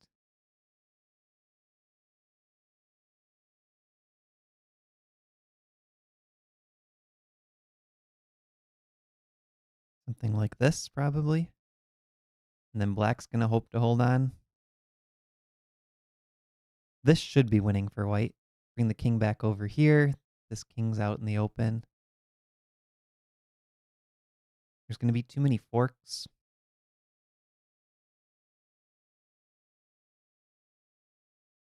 This also looks really good.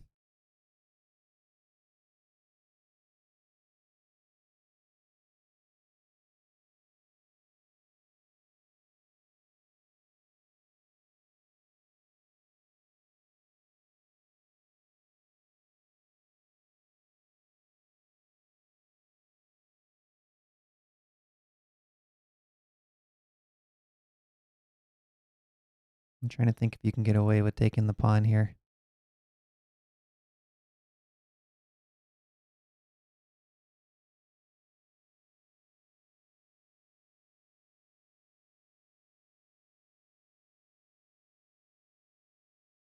Okay, Smithy is saying in the game position. Queen takes b5, rook takes d4, and maybe queen f1 after.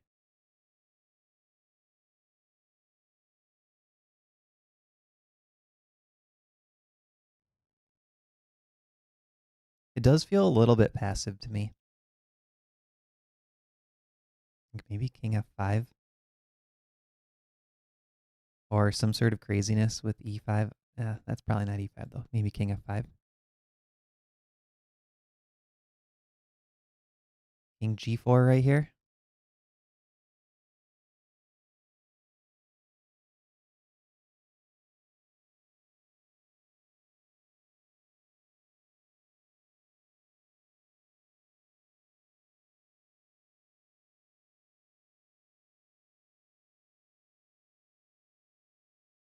Yeah, it's really important in these endgames to get your king in a good position.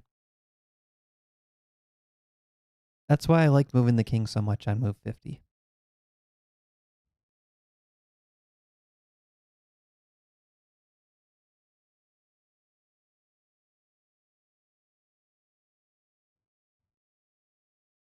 Hey, Paul, welcome.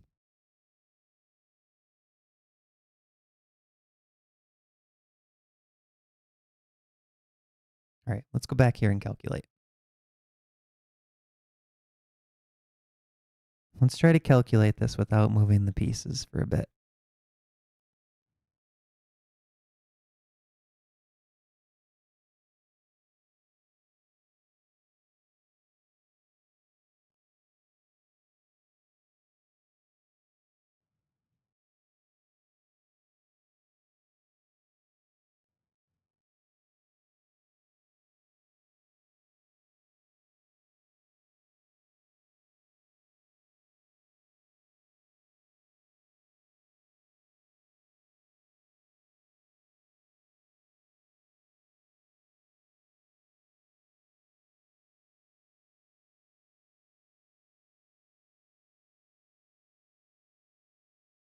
Okay, Ben's asking, does queen e8 hit the f7 pawn and x-ray the b5 pawn? Yes, it does.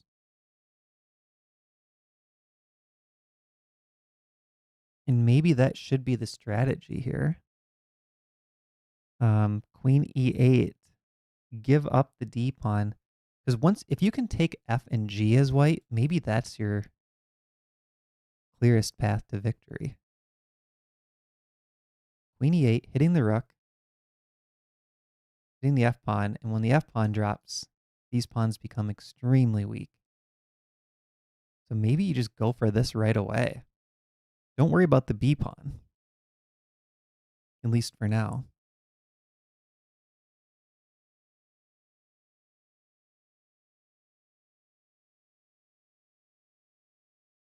Because this g pawn is really close to promoting. And there's no rook b7 because of the check. There we have it, played in the game, queen e8. Nice work, Ben. I think that's his plan. Go for these pawns right away. Clear the path for the g pawn. Very nice. So for example, takes, takes, this is threatened.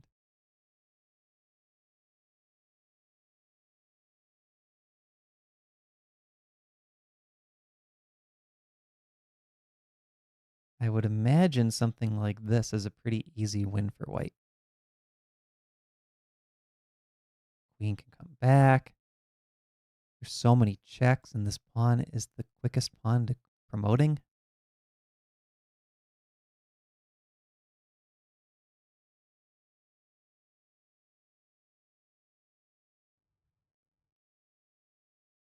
Yeah, it's being played in the Twin Cities area. I believe at the Chess Castle, which is in Edina, Minnesota. but I'm not super active in the over-the-board scene.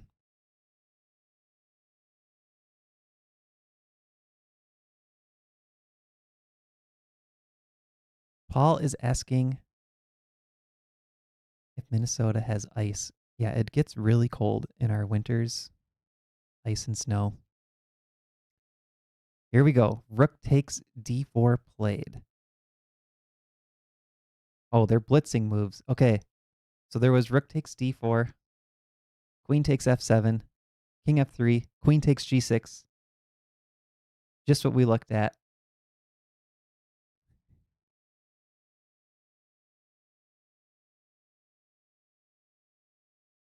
I know what you guys are talking about, but we're not going to go into that. So now the question is, does black have any drawing chances here? Rook to d1, maybe? Try to swing the rook around? No, that can't work. Can it? Oh, okay. This is a crazy line. Rook d1. Does this work? Queen takes... So the idea with rook d1 here is there are no checks. Okay, different move was played in the game, but just look at this line. Queen takes pawn. There's no checks here, and mate is threatened. If queen takes pawn, rook check, queen block, takes, it becomes a race.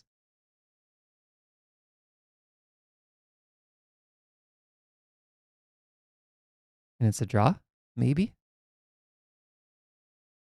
Maybe white can win with this. I don't know. That's weird. Okay, let's go back to the game position. So e5 played. This might be a surprise to Charles because, again, we're in this situation where you have to figure out, like, is there a good check? Queen c6 is the only check that looks tempting to me. I don't like queen h5 because I want to bring the king up.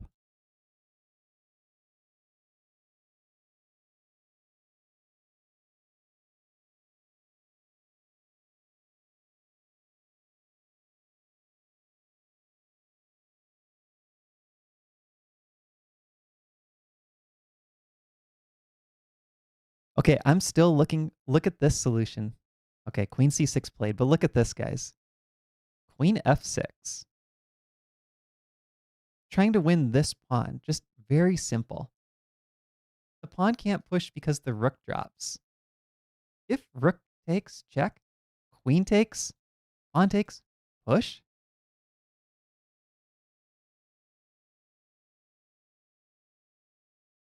King moves, push. King moves, queen, push. This should be a win for white. Because there's this extra pawn. There's no stalemate tricks, and this king is really close. That would have been insane. I'm interested to look at this after with the Lichess engine. Queen f6 might be a really strong move here, which just looks crazy. Okay, but queen c6 check played. Work.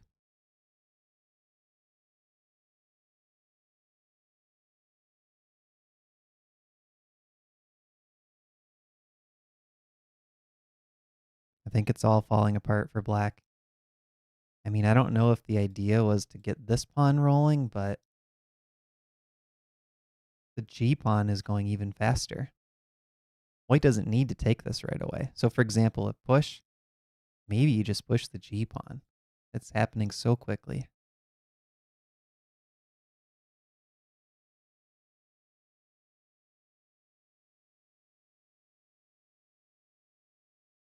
King takes f4. g6.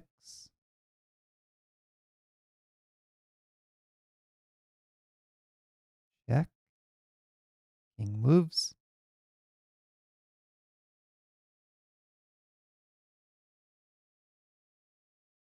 I don't know. This looks over for black. I think it's winning.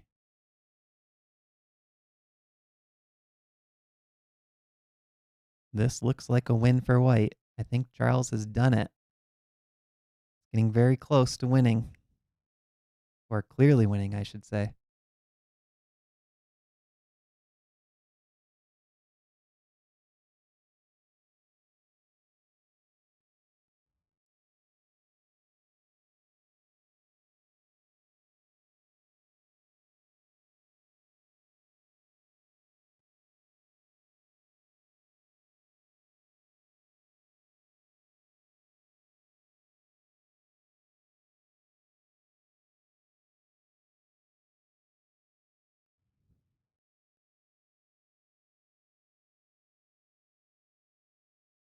Does anyone see a interesting line for black here?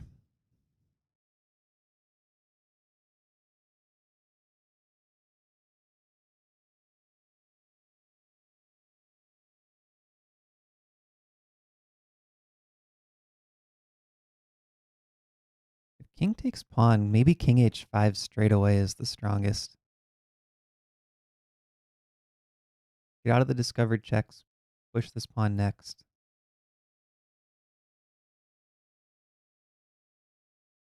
That looks pretty good. And the problem is there's no rook to d8 with this fork. This pawn push could run into this fork, which forces king e3 in front of the pawn and then push.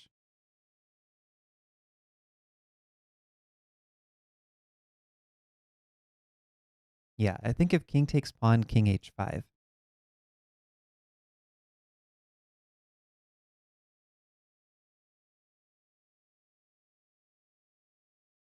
Interesting. Okay, king e3, so he must want either rook or pawn takes. He didn't want to block with either of these.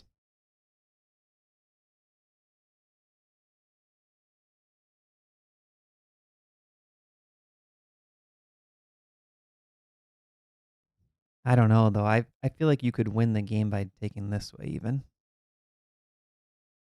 Oh, instead he pushes the g-pawn. That's happening really quickly. So if rook takes pawn check, maybe king g3. Queen guards this square. Can't come here because of a fork. Coming down. There's still this check guarding this square, and you could push next. Oh, and it's over. We have resignation. G6, and we have resignation. Congrats to Charles forcing a tiebreaker. I don't know if they want me to commentate the tiebreaker. We have not discussed this. It's not in my volunteer contract. What a game, Charles. Okay, let's go back and look at this with the engine now.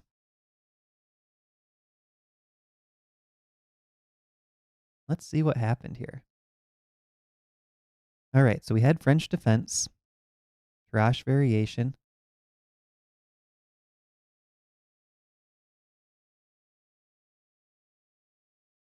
It's giving black a 0.2. Okay, nothing too crazy yet. That engine's always going to be low depth. So this is about equal at this moment.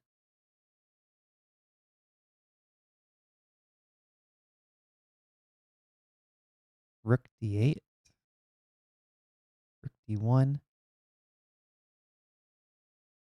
Okay, so that was the move I wasn't in love with.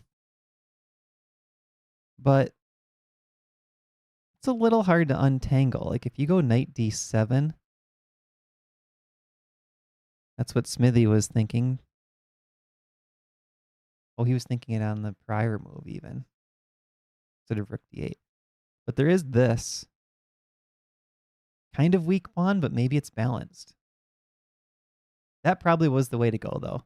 Knight d7 right here. Be okay with these trades. Knight b6 next, and white doesn't have anything. But after bishop d5, bishop takes. Now the computer is saying pawn takes is your best chance to keep it close to equal, but this is not a very comfortable position either. You're just a little bit passive as black. Yeah, interesting. I also wonder if Sammy wanted to maybe keep some winning chances. You know, because if you take back with the pawn here, you're essentially saying, I'm not interested in winning, and I'm completely fine with just playing for the draw. Like, I'm down a tempo or two, but that's fine. I will play for the draw. But, you know, if you see, let's say, rook a c1 and you try to develop and you get this structure, human against human, white's having all the fun here. Even though the eval is 0.1, this pawn is forever a weakness. So I can understand why he didn't want to go into this e takes d5 line. But then after rook takes, Charles found the best move, queen b4. Now we're at 0.7 territory for white. Defends the pawn. That was a good move. Rook a c1, threatening back rank. Knight d7, good move. And again, Charles finds the best move, knight c6. Rook g5, active counterplay. Queen d6. Oh, this is interesting. Look at this. Queen f3 is the only move that keeps it close to equal. So someone asked earlier, it might have been Smithy Q, what was the big mistake for black in this game? It's this move. Unless there's something later on that flips it. But knight to f8 here gives a huge advantage to white, a winning advantage. Queen f3 needs to be played right here. Interesting. Now g3 is best. And now with the queen on f3, the computer says knight f6. So that frees things up a little, and then the rook could come to f8 if needed. All right, that's pretty nice. Yeah, because this is just, you're really hoping that this holds, but there are so many potential tactics for white, and it's going to be impossible to calculate everything. So knight e7 played, best move, king h8, only move. Knight c8, definitely the best move again. King g8,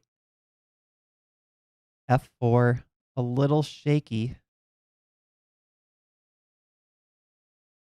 Okay, we liked queen c6 in our analysis. Knight e7 check is just a repetition.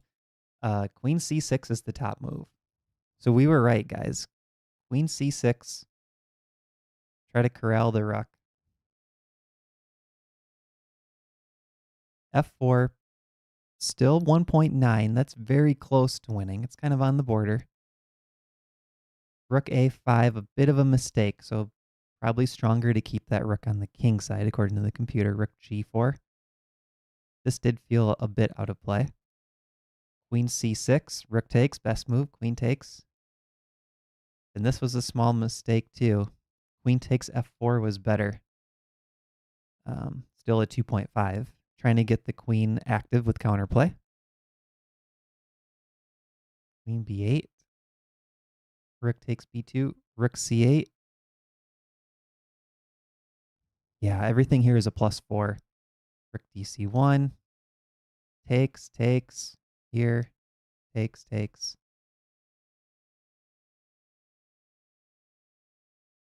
These guys are playing a really high-level game. Interestingly here, so the computer sees that fortress coming up. It's saying you should move one of the pawns to the 5th rank first. And I suppose if you know that black's about to do this fortress, that makes sense. Because it became very difficult to force one of those pawns up later.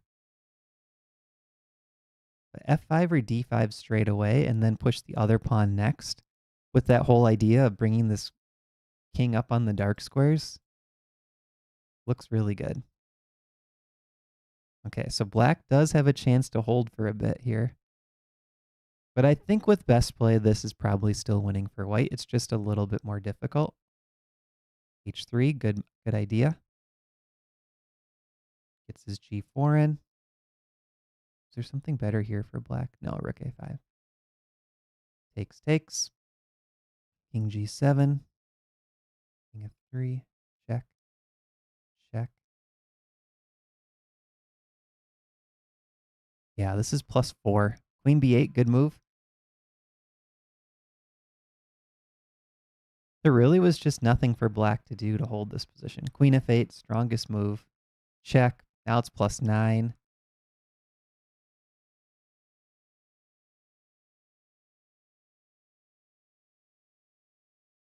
Takes.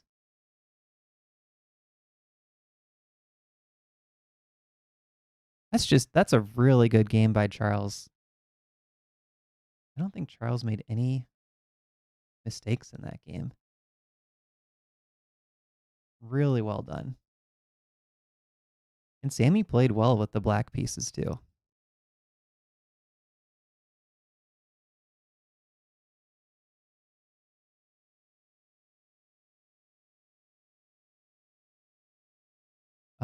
I did see they added more rounds.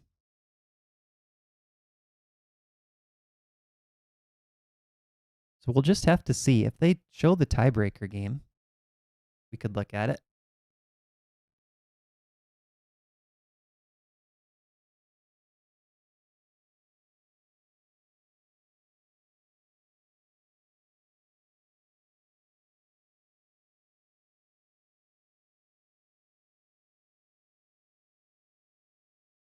Oh, Charles' FIDE chart shows him going down from 2,000 down to below 1,800 twice, and now he's up to 2,100. That's interesting. That's a lot of bouncing around.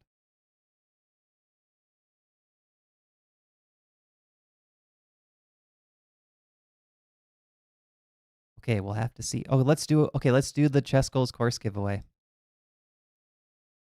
ChessGoals course giveaway. Is there anyone in the chat who hasn't filled out the form who wants to? If so, type wait in the chat and I will wait. Otherwise, we'll move ahead with this. If you're interested in the ChessGoals course and you haven't filled out the Google form, type wait in the chat and go fill it out quick and then let me know when you're ready.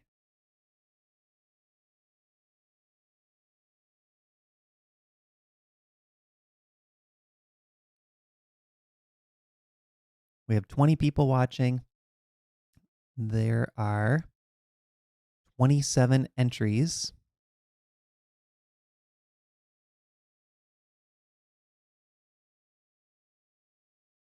Okay, is everybody ready? You have your code words ready? Put your code words in the chat now for the free course giveaway. Enter your code word into the chat.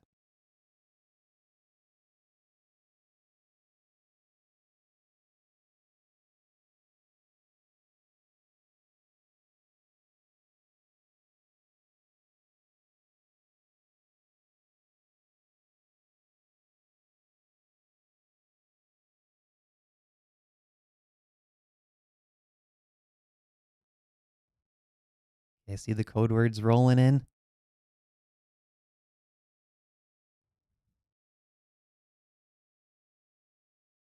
Spider did remember his code word. Nice.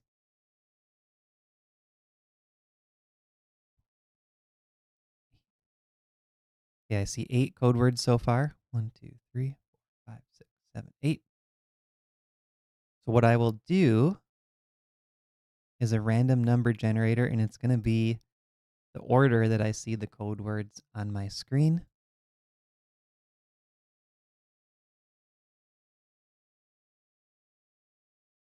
Okay, I haven't hit generate yet, so this is not, 10 is not the number. Okay, anyone else? Last chance.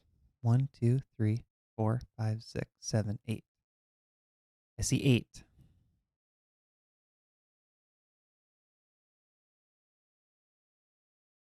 We're going to do a 1 through 8. Here we go. Good luck, everybody.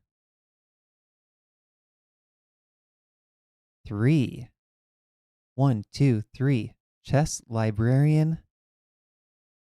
Code word library. Code word library. Let's see.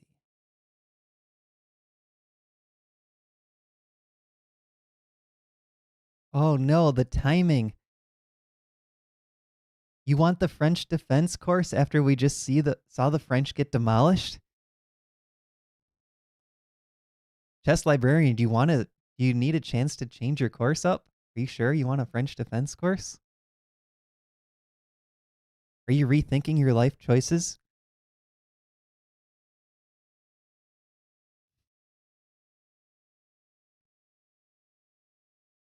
I'm sure you teach it better.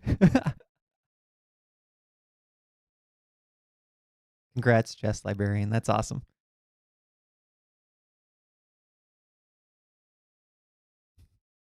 And it's actually Justin and Lucas who teach the course. I'm not one of the instructors for the French course.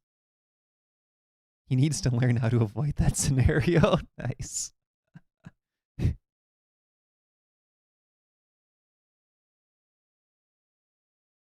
Yeah, thanks for signing up. Let me add it right now while I wait to see if there are any tiebreak games.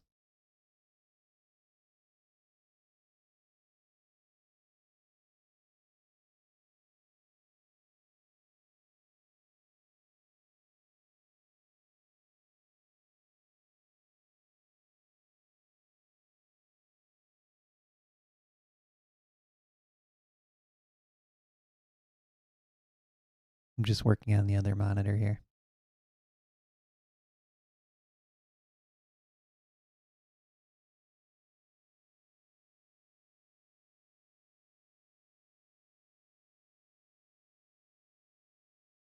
A board just popped up, guys.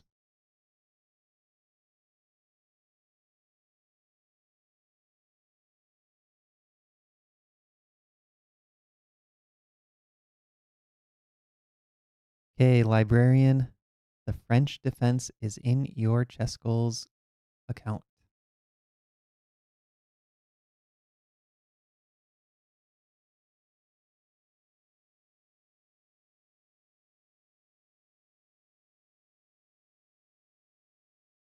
All right, well, now we got to do the tiebreak games. We're all here. What else are we going to do? More chess.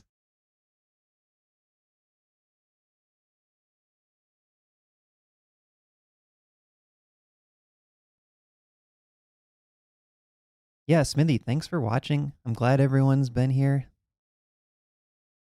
This has been a lot of fun. Let's keep it going for a little bit, though. We don't need to stop yet.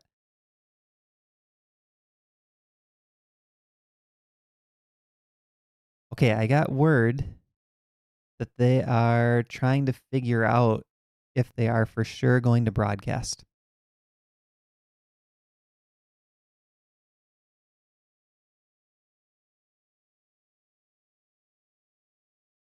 So I'm just saying that I'm here ready to do commentary if they go forward with it. So we should probably know in just a few minutes.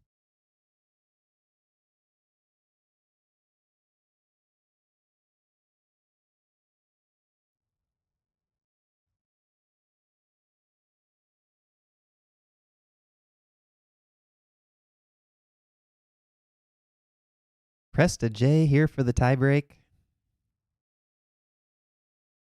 Chess Librarian is going to pair the French with the Nimzo bundle. Very nice. Yeah, all E6 based systems. I don't know the time control for the tiebreaker.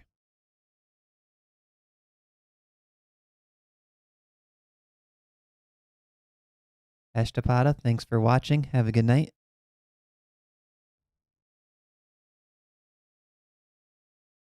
We may be wrapping up here if they don't broadcast this tiebreaker. We'll have to see.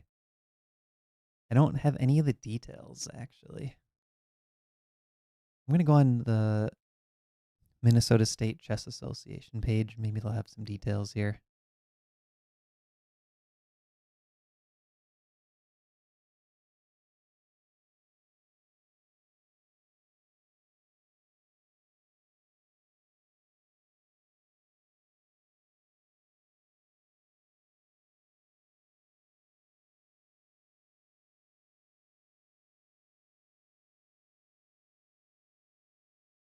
Here we go.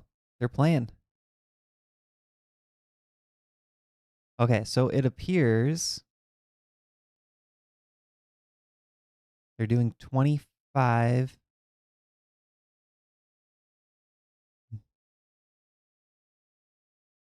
I think there's an increment. 25-5.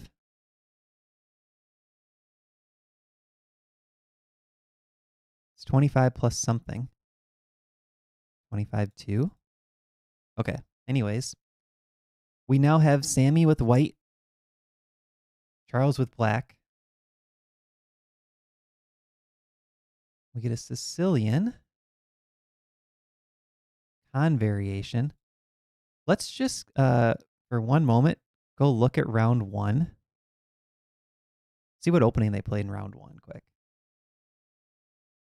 Oh, this was a King's Indian defense. Okay, so we're at completely new territory. All right, back to the game. I wanted to see if they were doing a repeat of that at all.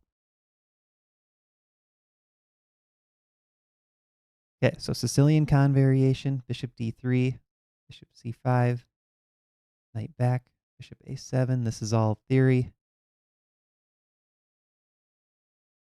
Queen g4. Ooh, white's scoring really well on this database of 2200 level rapid games.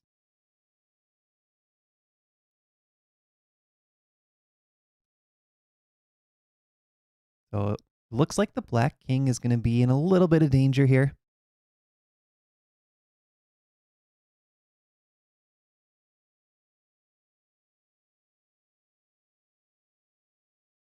Black has to figure out what to do with this g7 pawn.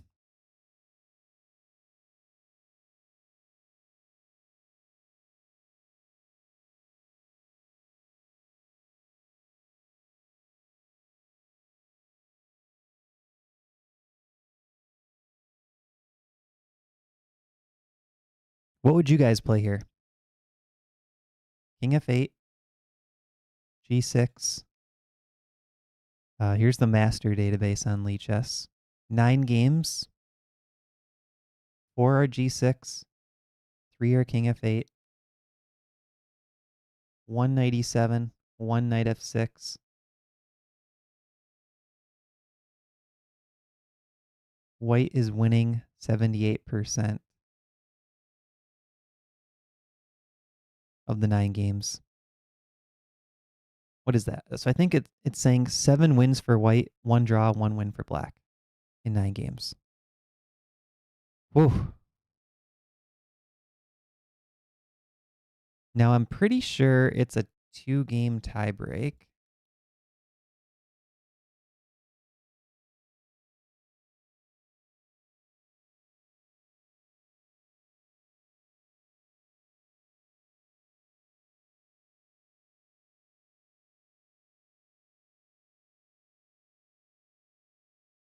I'm asking for some details on the tiebreaker.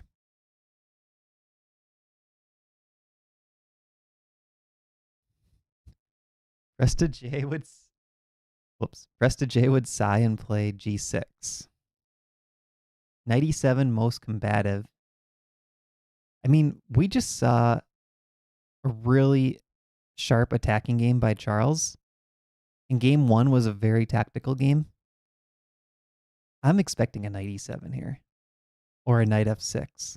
Like somehow just sack the g-pawn. Get your counterplay. You already got queen and bishop on these dark diagonals. Get a rook on g8. I think black plays to attack here.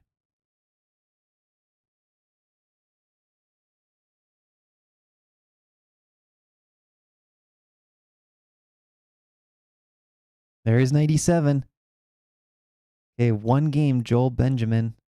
Queen takes g7. I mean, I think at this point you got to take g7. You put the queen on g4, you're kind of committed.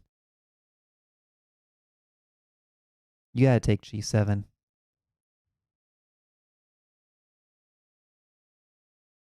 Bishop f4.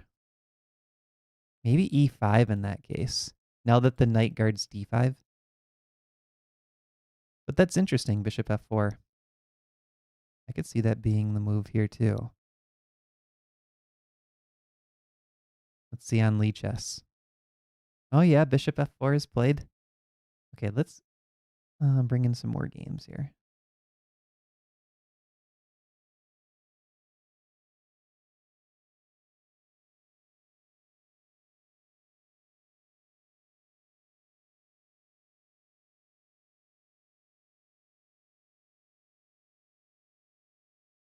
Okay, Smithy Q is right. Bishop f4, probably the most common move in the position.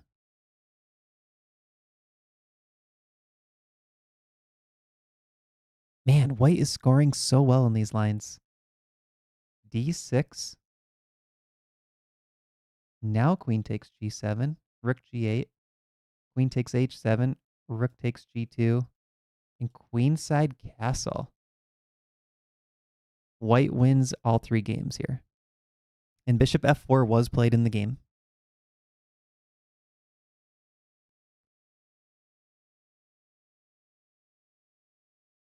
Is there a Smithy Q game played in the Lead Chess database?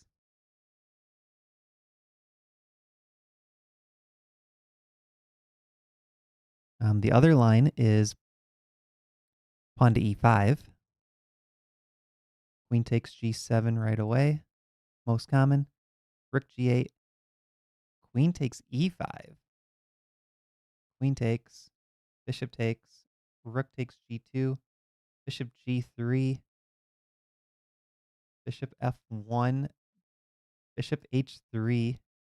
We're following one game, and it's not Smithy Q. Bishop takes. Rook g1. Bishop f3. White's just up a ton of material here. I think that went bad for black.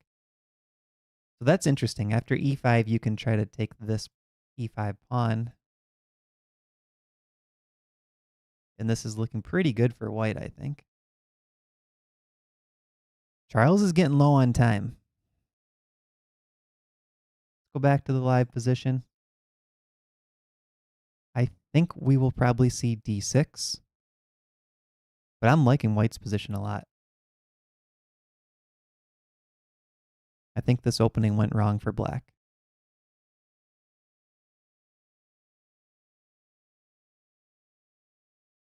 And this might have been some home cooking from Sammy.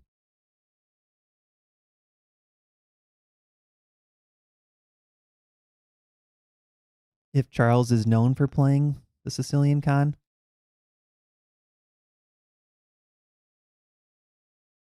because bishop f4 was the first move that really he spent any time on. And it was only 1 minute, 10 seconds. So he was probably aware of the idea still.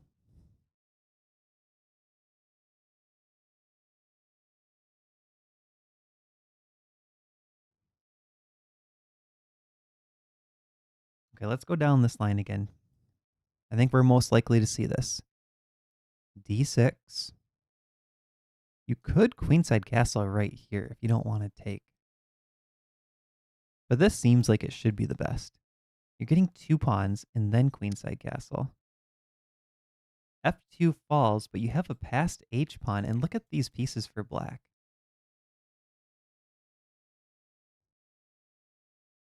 d6 was just played. I have trouble believing that there's enough compensation to counter that h pawn just marching up the board for white.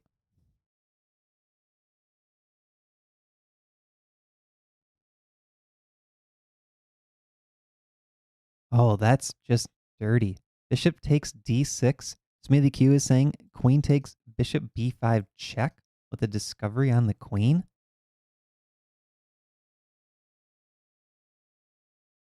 Okay, they're following our line. Queen takes h7 played. Now the question is, does black take g2? They're in this position. There are other moves in the book. Pawn to e5, knight c6, and knight d7.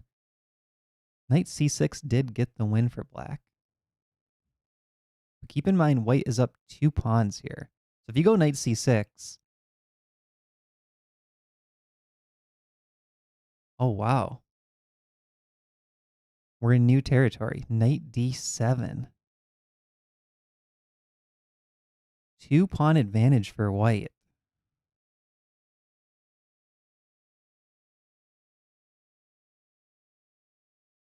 That's massive. 2-pawn advantage for white. Okay, question for you guys in the chat. I see some new people coming and going. Type in the chat, where are you watching from?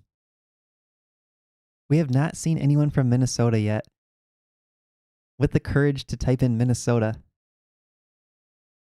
They're just watching passively if they're from Minnesota so far. Bishop g3 played in the game. We are now following one game. And knight f8 was played.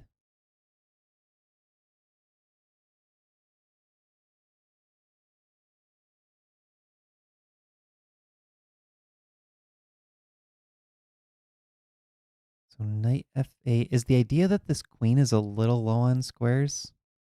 It seems she can always come back through h5.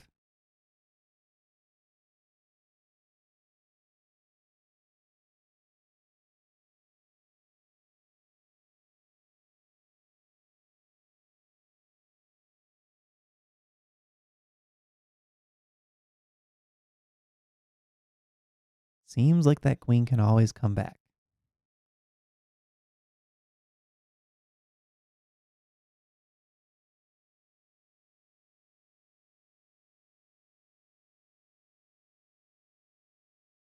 So let's see what happened in this game.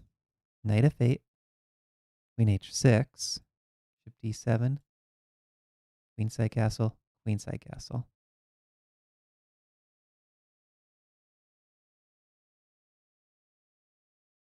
Okay, so bishop e2 played double attack here. I might be crazy, but I don't see how black has any compensation for the 2 pawns. This just looks much better for white. I don't know what the play is for black. I'm not sure. I mean, material's equal. The king is safe for white. There's really no weaknesses. Everything looks comfortable for white.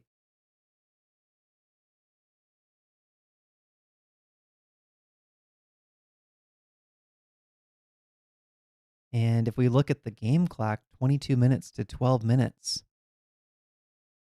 Huge advantage for Sammy with the white pieces.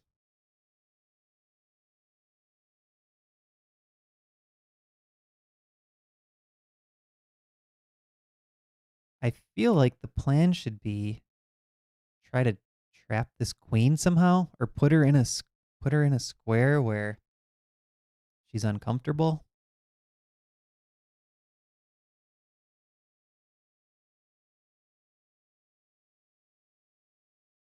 Something like knight f6 and knight g6, but it just seems like she's always escaping.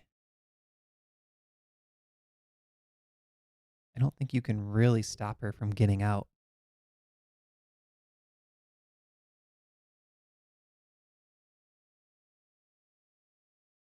Yeah, sack 2 pawns, not even ahead in development.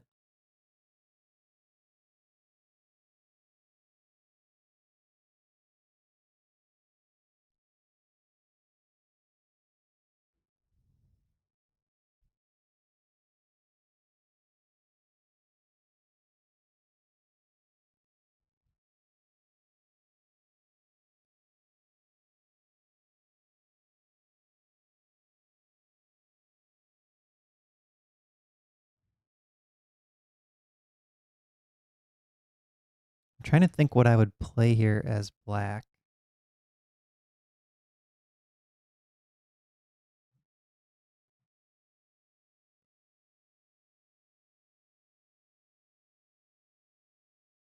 And Charles is thinking about the same thing. He's in a very deep think here.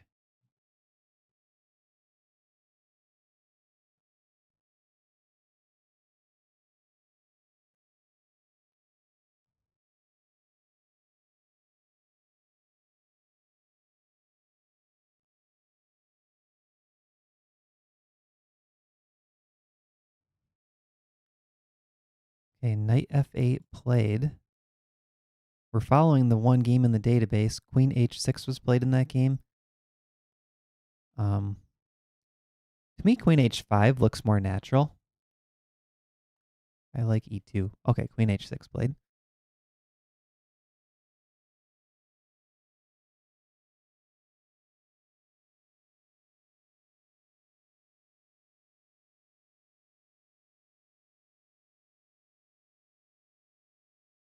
Is there a way to see who played this one game in the Lee Chess database?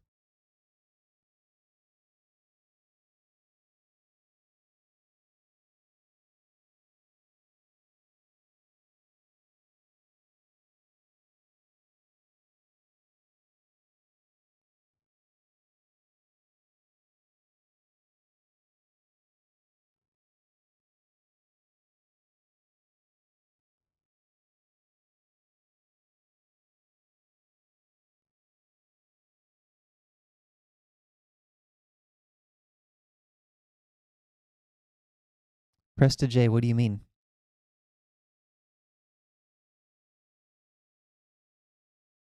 Spider's saying your dog looks like a tough guy. He's trying to figure out where to lay down. He's going all over the place.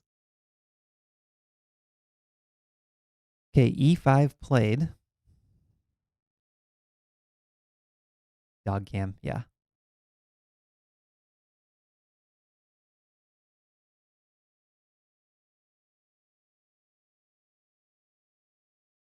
E5 played. Queen D2. I just don't believe in this for white or for black. This bishop doesn't really have any great prospects. I think if you're playing black here, you leave the king in the center. Don't go for any of the queenside castle stuff. Leave your king in the center. Play B5.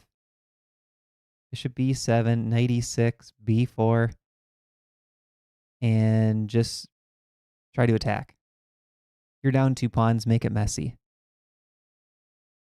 This is a nice flexible move. You might go knight D7, but you're leaving B5 as an option.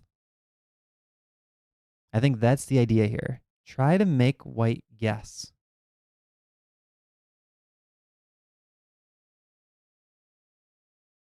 Oh, I see what you mean, Presta J. I thought you were referring to the players in the game in terms of, oh, I'm surprised they don't show up if there's only one tiebreaker game. I don't know the format for the tiebreakers yet, though. I did ask. We'll see if I hear back. F4 played. Okay, he's going aggressive. Black king in the center. This is trying to target the D6 pawn. Bishop's on it. Queen is on it. And if we castle, a rook is on D1. Very quick, aggressive play by Sammy. And I like it. I mean, they're in a rapid game, and he's up 12 minutes. Over 12 minutes on the clock. He's up 2 pawns. And a lot of people would say, oh, let's just play solid. Let's grind this out, push the H pawn. But Sammy's saying, let's just make him really uncomfortable fast. This pawn could head to F5. This pawn could take E5, right? It creates this pawn tension, and the pawn tension favors white. And the reason I say that is I don't think black wants to take. But if he doesn't take, the white pawn has the extra option of pushing. Whereas all black can do is sit or take. This pawn can sit, take, or push. So this tension favors white. I really like F4. It does show his hand. He's going to castle queenside because the bishop cuts through to G1, but that's okay. He's trying to play this move so quickly that doing something like queenside castling, he probably has a strong idea for that. Okay, E takes F4 played, and immediately queen takes F4 back. Double attack on the D6 pawn.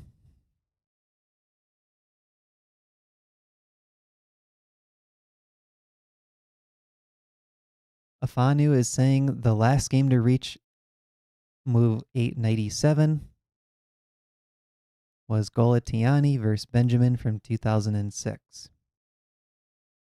Oh yeah, we did see that in the Lee Chess database, for the master database. The names did show for that. All right, Queenside Castle by Charles. He's down to 6 minutes.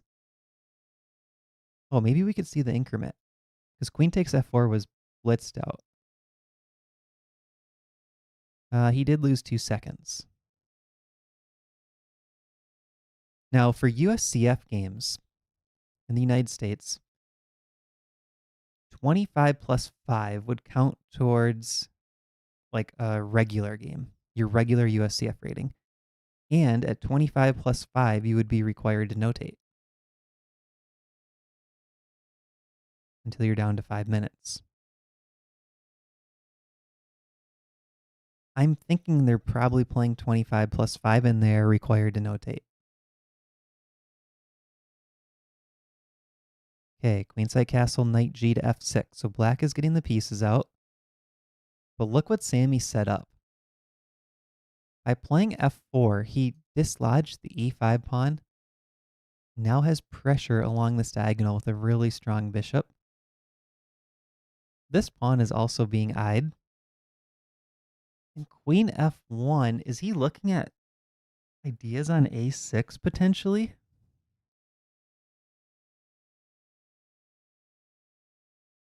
Bishop takes a6. Looks kind of crazy.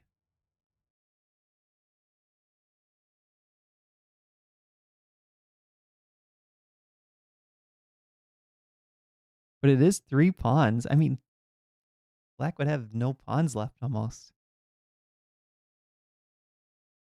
Let's just give black a random move to look at that. This definitely could be an idea here. Takes, check, king moves. You're going to win d6. And you have a bazillion pawns. I don't think I've ever seen a game where one side is up so many pawns with all these other pieces on the board. It's a 5-pawn advantage.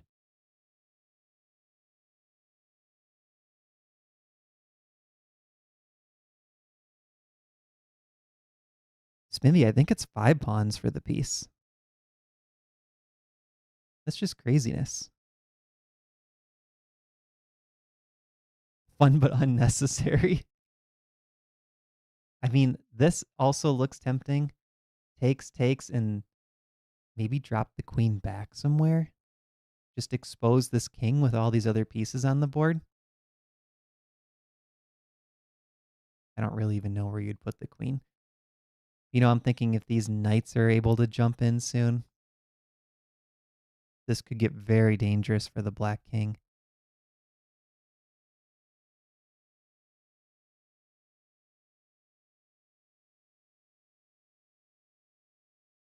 Okay, we do have a move in the game. Of course not, rook h8. Knight to e5 played, centralizing the knight. Bishop back to f2. Sammy is playing fast. 20 minutes on the clock. Charles down to 4 minutes. He's putting the pressure on the clock. Okay, takes. So there's no longer this strong dark squared bishop. This bishop was also pretty strong. They swap off. Now I think black's got to be looking for counterplay on the king side. Yeah, here's knight g4, hitting the queen.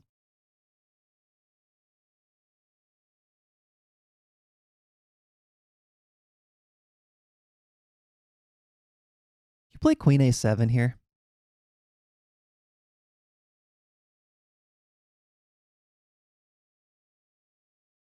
Probably knight c6. Okay, queen goes to e2, d2.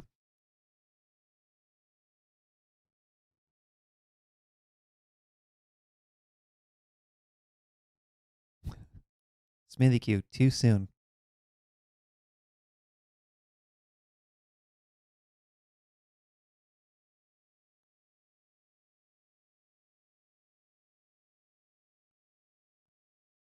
Queen b6. Okay, knight f2 threatened. h2 also targeted. He's trying to get a little counterplay. If a move like rook f1, maybe knight e3.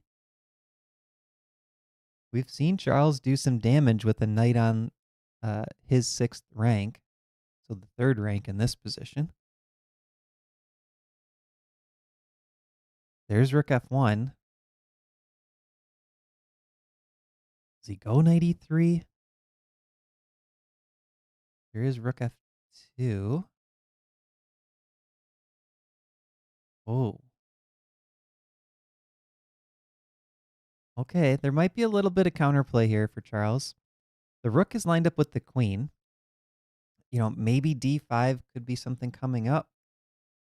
This knight going to e3 can head over to the queen side to attack.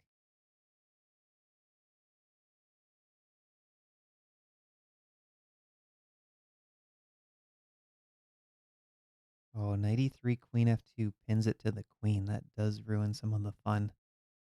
Okay, so knight c6 played. Just activating the pieces.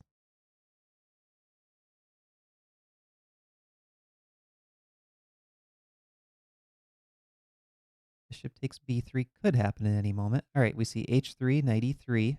2 minutes and 53 seconds for Charles, 19 minutes for Sammy. We have a double attack on g2. Rook f2 played and knight e5. He lost 2 seconds on that move. Okay. I'm still trying to figure out the increment.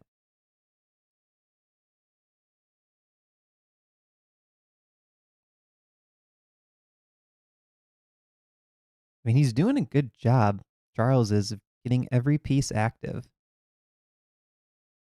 Only the rook on d8 is not active right now. And Sammy's playing a bit of defense, which is not what you want to do. Yeah, Smithy Q says it's rapid versus blitz now. That's the problem for black.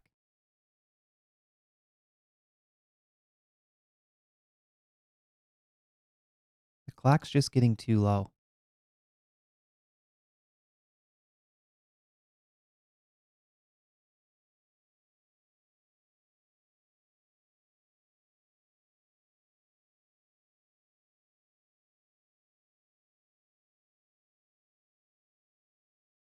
The clock is getting too low.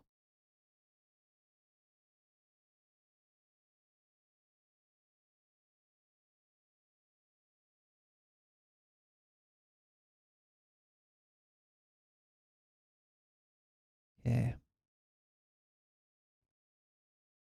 Soon rapid versus bullet. What does white do here, though? How do we convert this? We're a little tied down.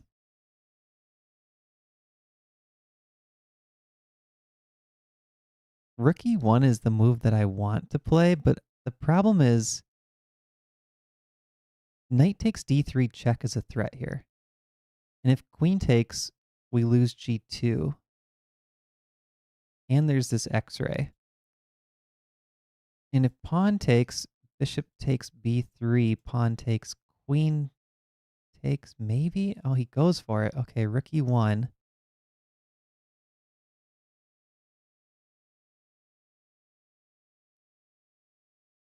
He's calculated that Charles doesn't have enough here with the capture.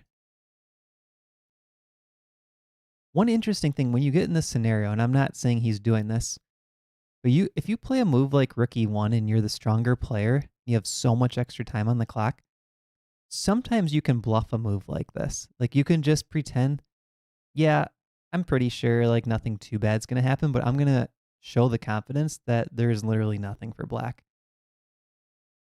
Play rook e1, and then all of a sudden black says, okay, I trust that you're calculating everything. I'm not going to try to take d3.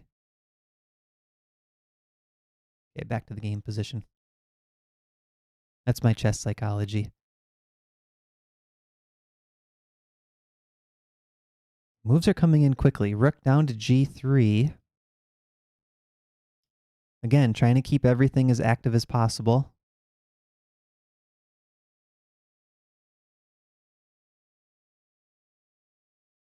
Yeah, but this allows the queen trade. I mean, 2 pawns down. Do you really want the queens coming off the board? Probably not. He's just arguing here that in the endgame, maybe he can stop those 2 pawns. So rook g3 prevented g4.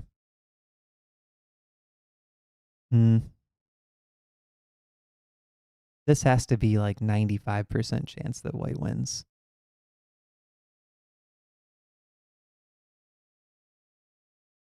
Two pawns up. No weaknesses for white.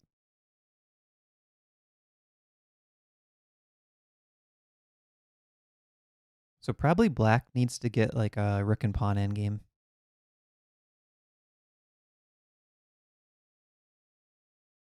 Like one rook each. Only pawns, and maybe be down only one pawn instead of two. It's a lot to ask for, but I think that's the best chance. Otherwise, just keep pieces on the board and create chaos.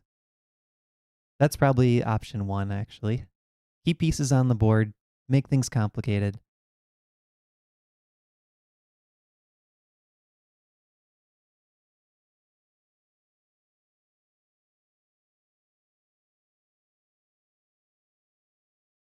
I think white's okay here, but you do have to watch. Like if the knight gets here, bishop takes h3. Oh, okay, we are seeing this. You do have to watch the back rank a little bit from the white perspective. Like bishop takes h3, pawn takes, check, knight back. So he puts the knight back right away. He's probably... I mean, we saw knight f8 played by Sammy in the last game, trying to defend everything on the back rank. This position is much better for white, for Sammy.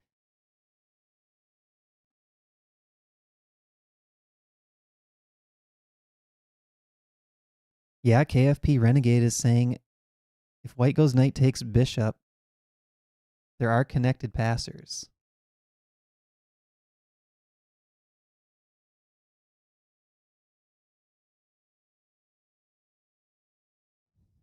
That is true.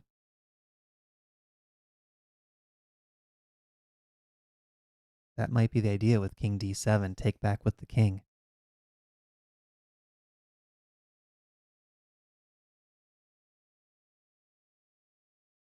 I feel like knight f5 is what you really want to play here.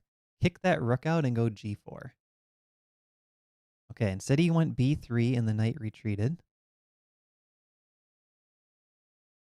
Now the nice thing for white here is all of these knight squares are defended by pawns. Even though that knight's on an outpost, it's not doing any harm to white.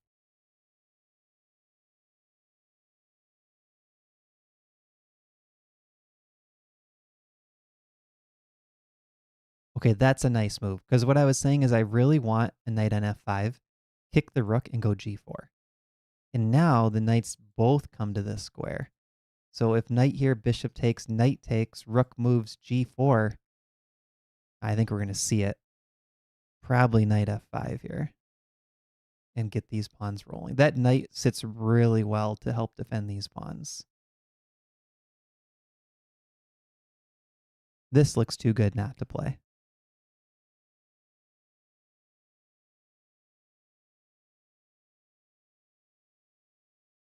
Knight f5. Get the pawns rolling. This knight also guards g4, so if takes, you could always take back with the pawn in that case once the pawns are rolling over here.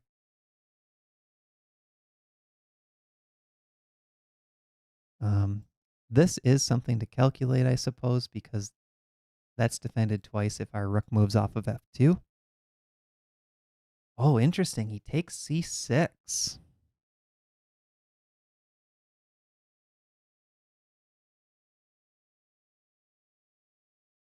Hmm.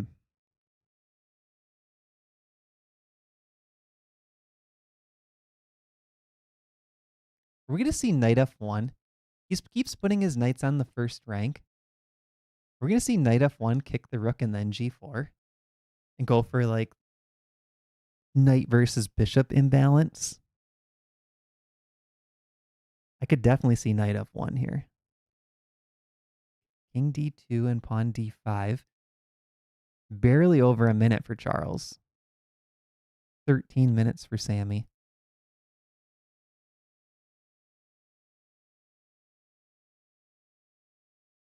Okay. Takes. This bishop is sort of a tall pawn right now. We may see a really strong knight against a weak bishop scenario here. White's going to control this dark square and keep the pawn on d5. King up looks kind of good. Pawn c3, reroute the knight could be good.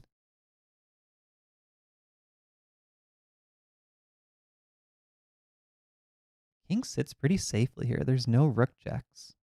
I actually like that quite a bit.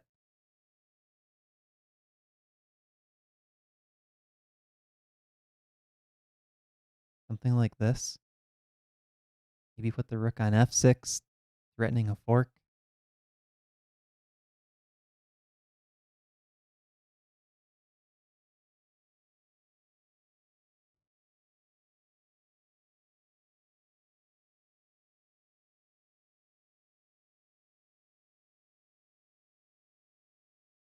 This is where strong players are really good at converting.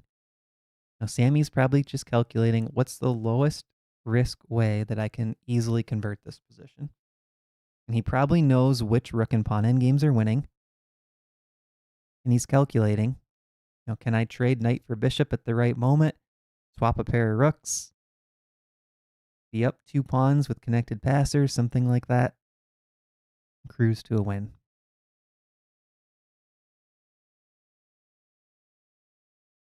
Okay, we saw jumped quickly, but knight f5, hitting the rook. Rook moves and knight to d4. So yeah, just like we talked about, Sammy calculated that takes should be winning. After something like this, you can pick which pawn you take with check. And Sammy calculated that's winning. Okay, but now black's just in this really passive position. Things have gone well for white. He just played rook h6 to attack this pawn, rook e3 to defend it, king d6. But black is all of a sudden passive. He's not doing much. And he's going to try to just sit and hold. But here, a move like b4 looks really fun. b4, shutting down the dark square. Rook a3 is an idea. This guards this square, the knight guards this square, the rook guards this square, the king can't really progress, the bishop's kind of stuck, it's trying to defend this pawn. The rooks are just fighting on granite over here. There it is, pawn b4, played in the game, and rook e5 immediately played.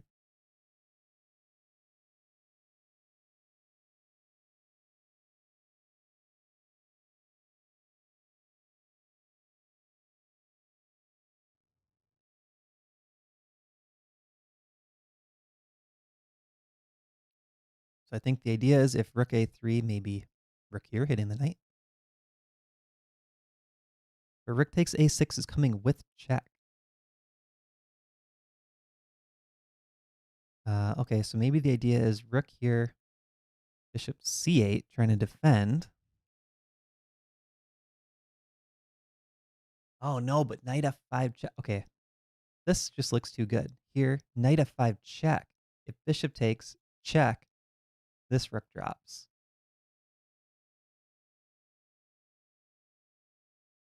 Really? He doesn't go for it. Okay. That looked super strong to me. Rook a3. But this still looks good enough. Oh, nice. Now he just gets an improved version. Rook a3.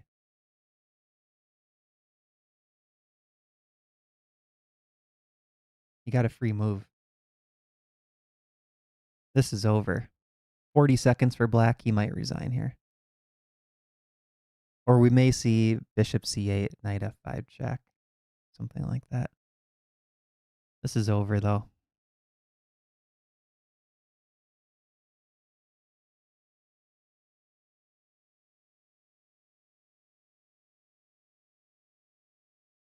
Yep. So guarding this. Rook takes a6 coming next. There are no moves to defend that pawn. White's already up 2 pawns with a passed h pawn, and now there's about to be passed a and b pawns. 10 seconds for black. 9, 8, 7, 6. He sacks a piece for 2 pawns. Will it be enough? He's still down a full knight. I mean, it's worth a try.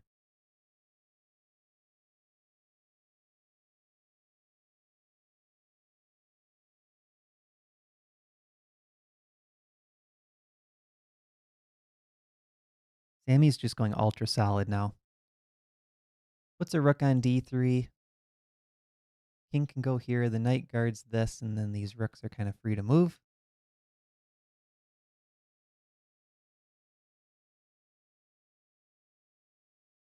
Rook e2 is also a move here, but I feel like he'll keep the rooks on. Probably king c3. Yep. Doubles on the second. Okay, but the problem for black is you double the rooks on the second. It looks nice, but one knight is shutting down both rooks. So now both white rooks are free to move. And yep, they moved super quick there. Rook f3, rook e3. 5 seconds for black. 2, 1, 0. Jumps to 13. Okay, they must be playing 25 plus 10. And then they're probably required to notate until... Oh, okay, I got an update on the rules. Looks like they're playing 2 games of 25 plus 3, and then an Armageddon if that's tied. All right, that's the game. Ooh.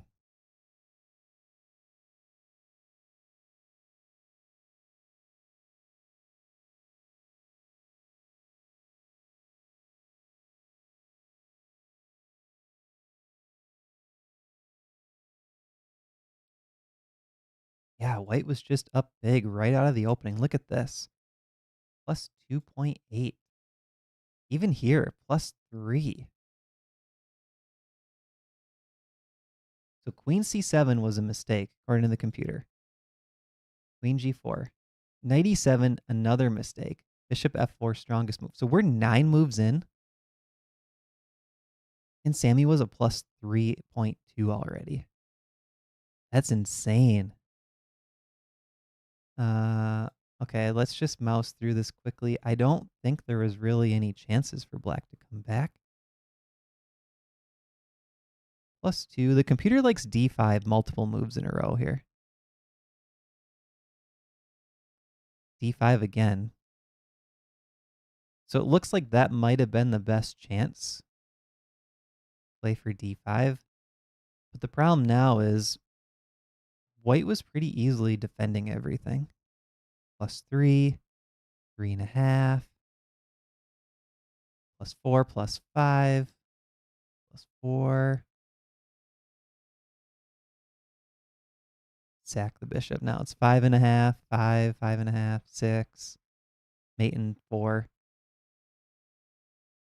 That's kind of cool. So it did end with a mate in 2. No matter what, he's getting mated. Rook e6 is a mate here. All right. Sammy just blew Charles off the board in that game. That was impressive. We are going to see a round 4 soon. Let's do another real short break, and then I will be back. So we'll wait for round 4. There should be one more game of 25 plus 3.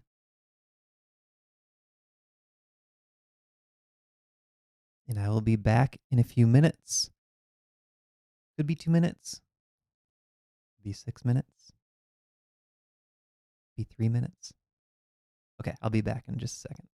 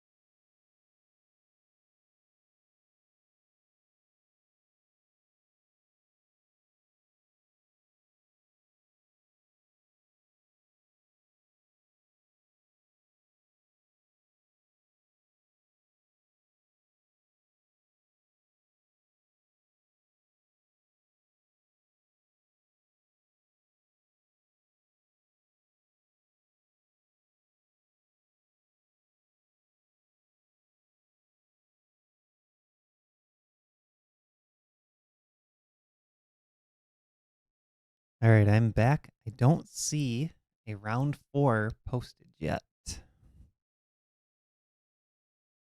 So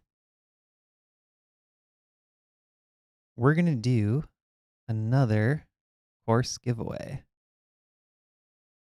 Since we're in extra time for the players, we're doing extra time the ChessGoals course giveaway. If you haven't signed up, type wait in the chat and use the Google form in the description. Otherwise, type your code word in right now. We're going to do another course giveaway. Put your code word in. We will randomly select one person.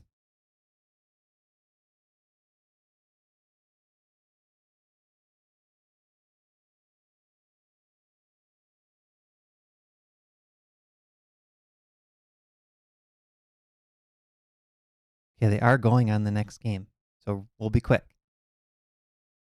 Put your code words into the chat.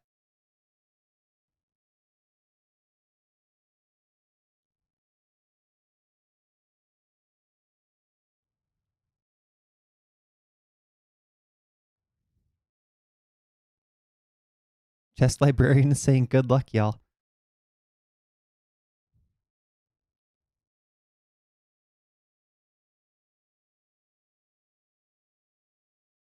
Let's see, this started with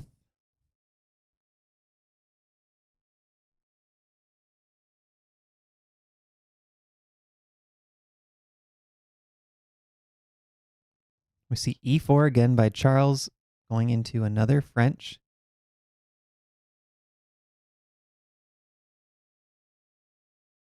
Okay, this started off with the same variation. Where did they deviate here? I think we saw C3 by Charles, I want to say, in this position.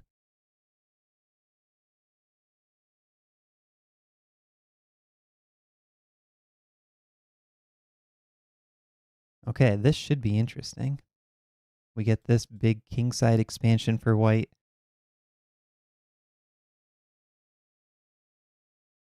We're still deep in theory here. Neither side's getting blown off the board in the first 10 moves. Interesting, though, that black is scoring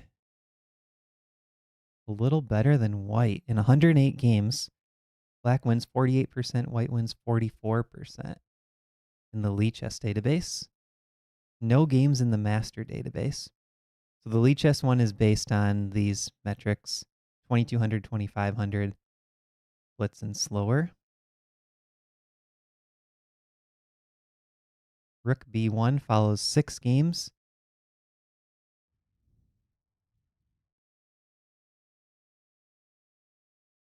Hey, Scott, thanks for watching.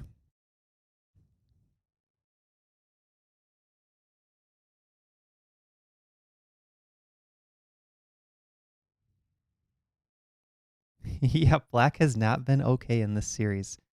White has won all 3 games so far.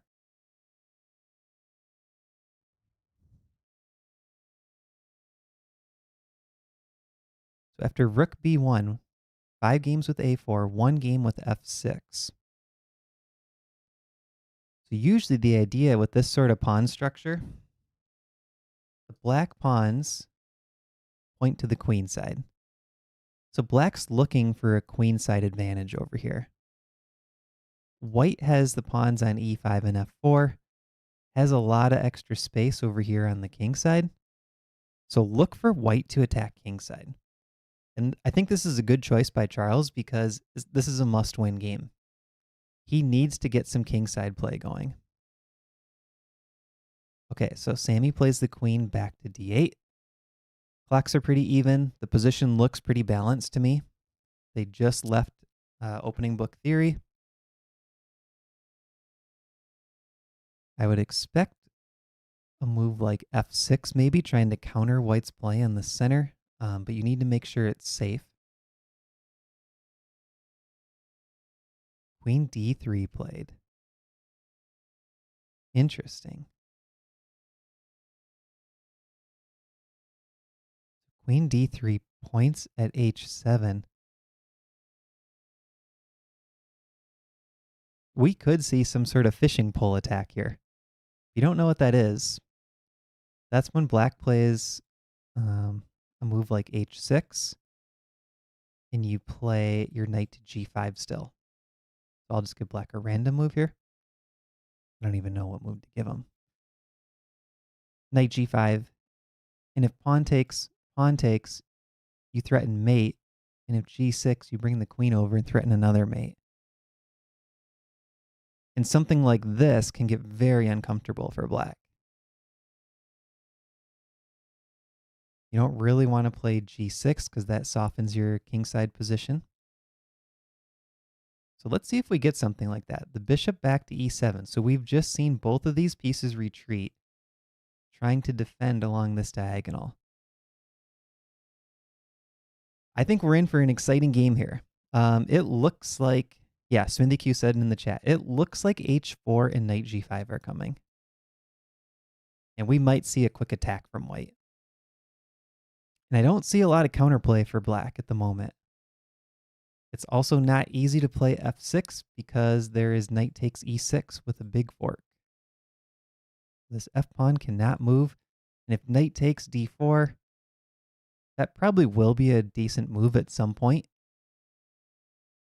The other knight can take back. Okay, that's a good move. Knight c5, hitting the queen. The bishop guards e6 because I think black is going to look to play f5 or f6.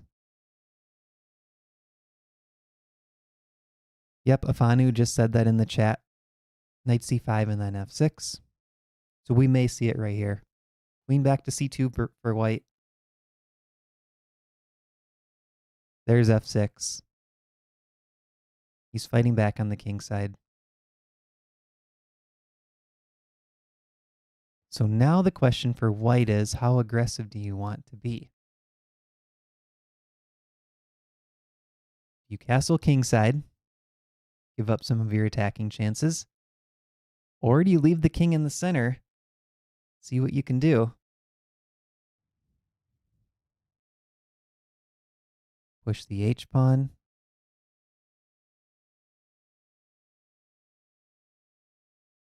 The nice thing for black with this knight on c5, it can head to e4. So for example, if b4 is played, the knight sits pretty well on e4.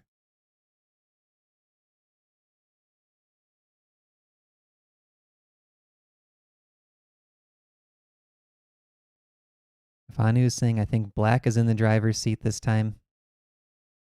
He's up 2.5 minutes on the clock. White castled kingside. You might be right. Bishop went to d1 in this position. That did happen really quickly. So bishop e7 played. We were expecting h4 here. But instead, bishop to d1. I guess setting up this mate threat. This might be a mistake now that I look at it, because knight c5 came so quickly. And it's unclear that you want... I don't think you really want the bishop on d1 here, because after queen c2, the bishop to me almost seems better on e2. Yeah, good question, Smithy. And then we had f6 castle.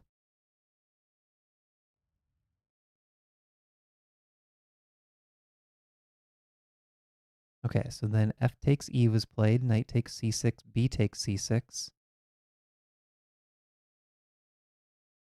I'm assuming he wants knight takes. Yep. So we're trying to make that bishop on c8 a bad piece and still keep some attacking chances alive.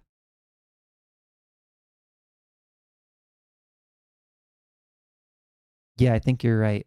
Fanu is saying he was trying to set up that battery on h7, but maybe missed knight c5.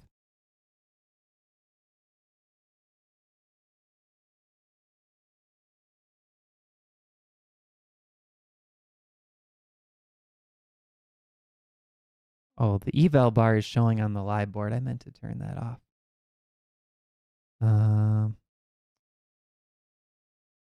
There we go.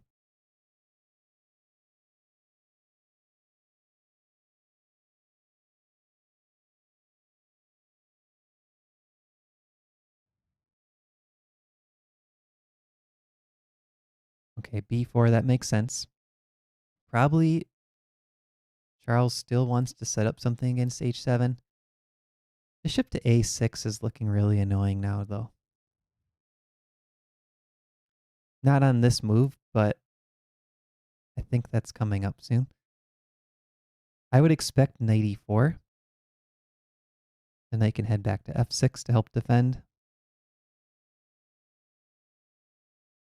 Bishop to a6. Okay, knight d7, trying to dislodge this knight. That makes sense.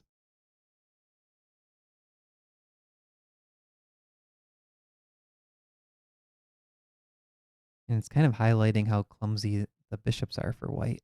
Like, you would love to play rook b to e1, for example. Keep this rook behind the f-pawn. Not an option here.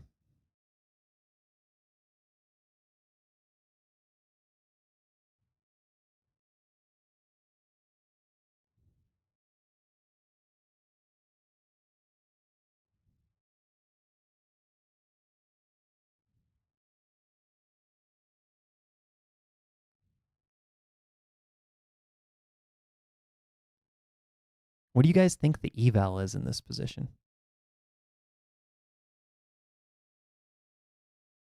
If you had to guess.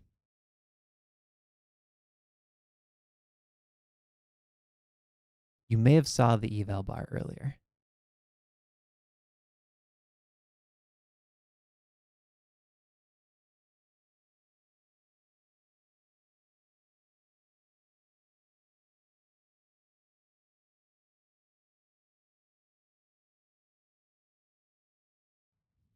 Okay, knight back to f3, avoiding that trade.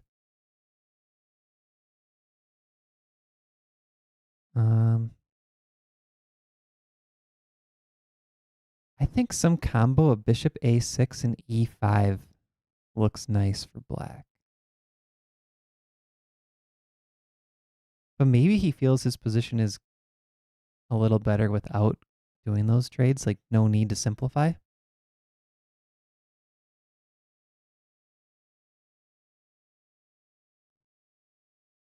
Circling back to the free course giveaway, Sunny Florida did win.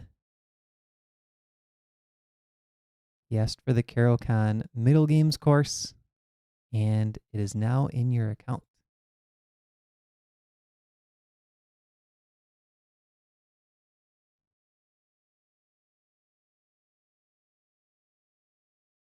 Okay, so we have a trade on b4. Takes, c5. Yeah, black's looking in the driver's seat now. Pawns in the center aren't weak. This dark diagonal is open. Rook on an open file. Rook pressuring f4, which seems to be a bit of a weakness.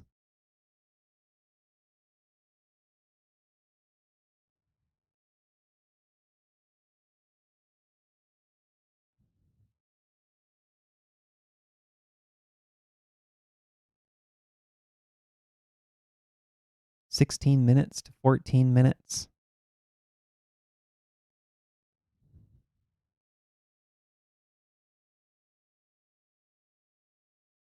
This does not look good for white.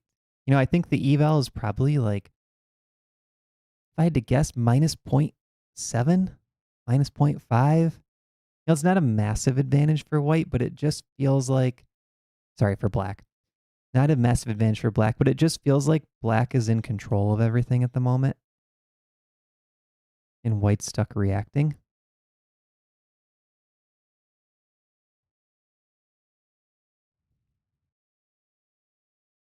Thanks, Dr. Thomas. Hope you enjoy that course. That Carol Khan Middle Games course, I think, has the most video content of any of our courses. I think it's like 10 hours of video with JD and I.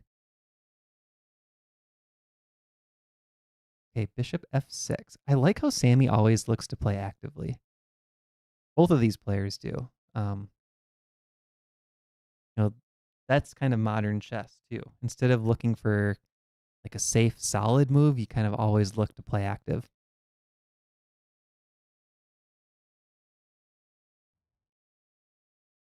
So any capture here is met with knight takes back.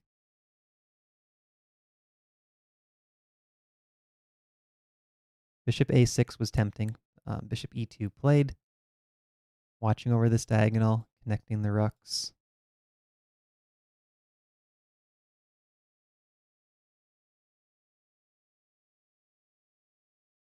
Still bishop a6. So I think black feels that he has a queenside advantage. So he's okay trading off these bishops, arguing that this bishop is stronger than its counterpart, and the rooks are going to be over here on the queen side, sitting nicely.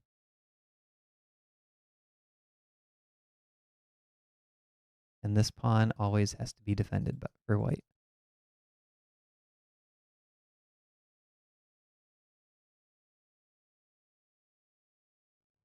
You're going to watch it in 8 hours. Nice.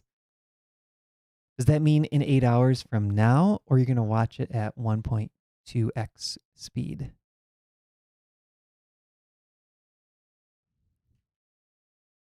Because when I watch the ChessGoals courses, I'll watch them at a faster speed. I don't watch them all the way through, but just to 1.2x. Nice. All right, so what does white do here? I think what he's trying to calculate is, do I go with b5? So Charles has to win this game. You don't want to just trade everything off. b5 feels like a strategic mistake, but I think you definitely have to consider it. Okay, there it is. Press to J. I actually tend to talk at 0.8 speed. 0.8. Hoping that people can understand me. And then if they want, they can speed it up. Okay, g4 played. So we had b5, bishop back to b7, and g4. g4 was not on my radar. g4, threatening g5.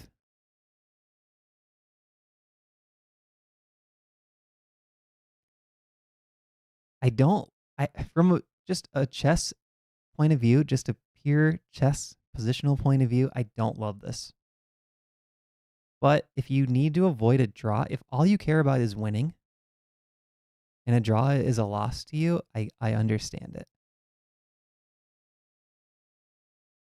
White needs to attack, but opening the king up like this with the bishop just sitting on the long diagonal, the pawn free to move,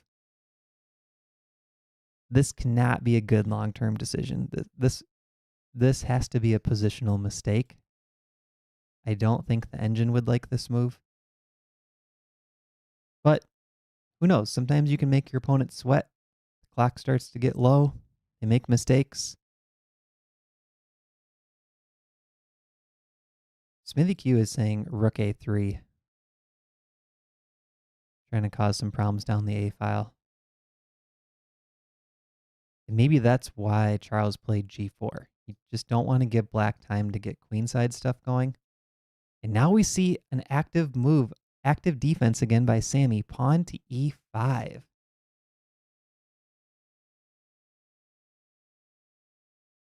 mean, that looks like he wants to play d4. So this kind of goes back to what we were talking about with Sindarov and the candidates.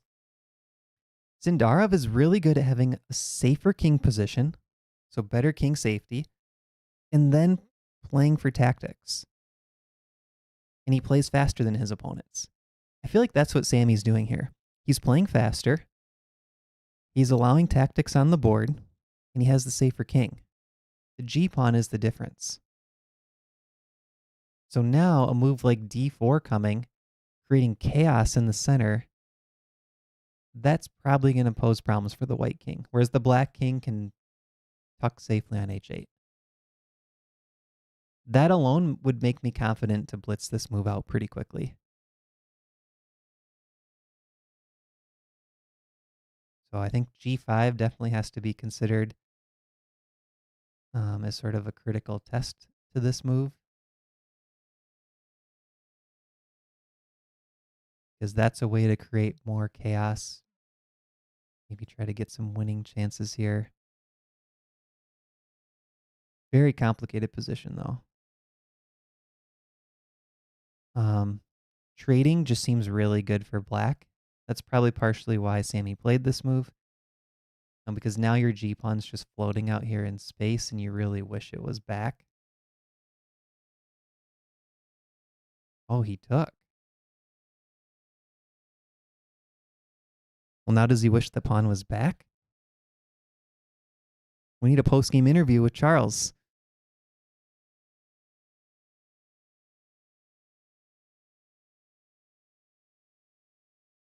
I don't know about that decision. So this bishop is loose. This pawn is loose. The black pawns are just sort of dominating the center with the bishop cutting across. Okay, a whole bunch of moves just happened. Let's see what happened here. So we had f takes e5, knight takes, bishop takes, bishop d3, g6.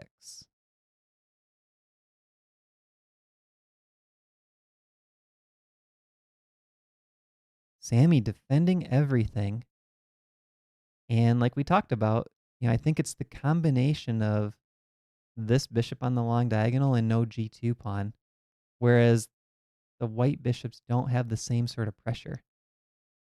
Like if this pawn were back on g3, that would help a little bit, similar to how this one blocks this diagonal. There's no blocking of this diagonal.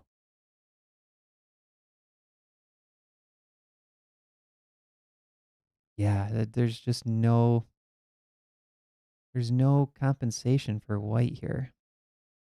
Okay, bishop h6, good try. Poking at the rook.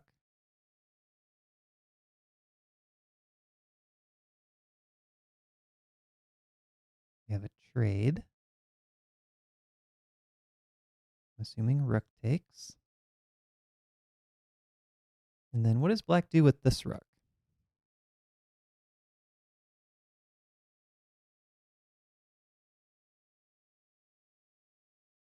Or, actually, one thing I could see him doing here is playing, oh, queen takes, okay. These moves are happening quick. So, oh, rook takes f1 happened. Pawn c4 and queen f2.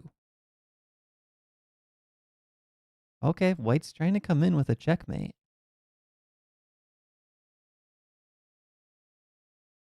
And Sammy starts thinking, was he aware of this idea when he played c4? Because one thing I was going to say is I could see him playing bishop g7 here. And just trying to go ultra solid. The queen comes over. Maybe you put the rook here and say, hey, a draw secures me the championship. Let's trade everything. That's fine. But instead, he plays c4, queen f2, and now he has to think a little about queen f7.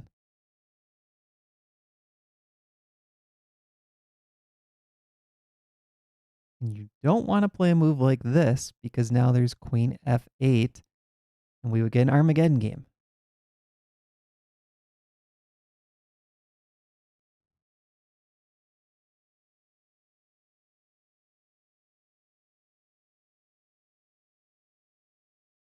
All right, there's some tactics in the position.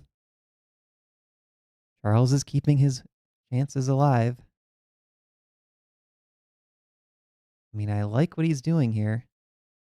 All three of those pieces active. Queen e7, trying to defend everything.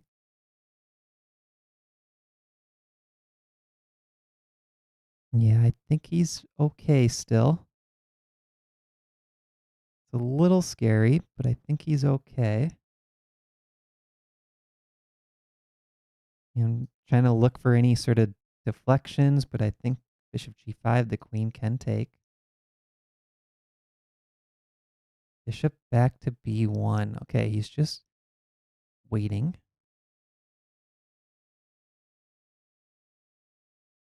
I don't know where the bishop goes from there, but he's just waiting.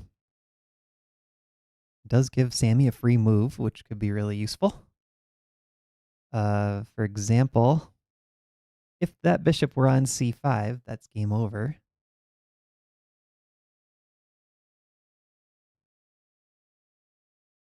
Something like bishop to d6 looks pretty strong. White might have to shift gears there and try to retreat. Maybe. Okay, bishop takes c3.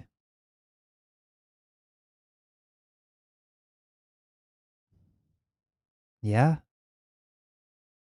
mean, that makes sense. Grab the pawn. You calculate white as nothing. Because now the trades are just going to put you in winning territory as black.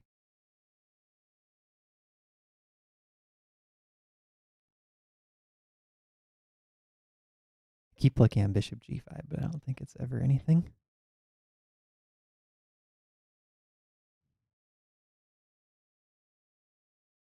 This looks way too slow. It's not really a big threat.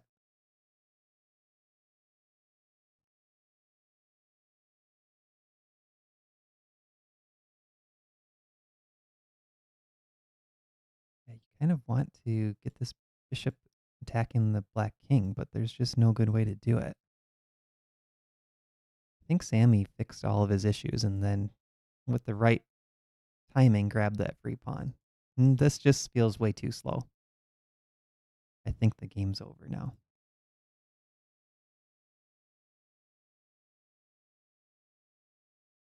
Yeah, he's just going to trade. That makes sense. This pawn could maybe push next.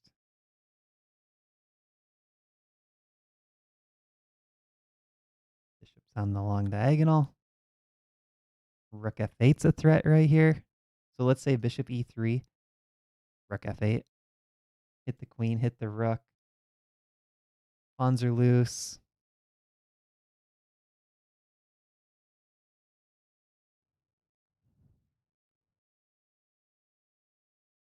You could be looking at bishop g5, yeah. That's what Smithy Q said. But now the only threat is queen f7. And it's so easy to defend.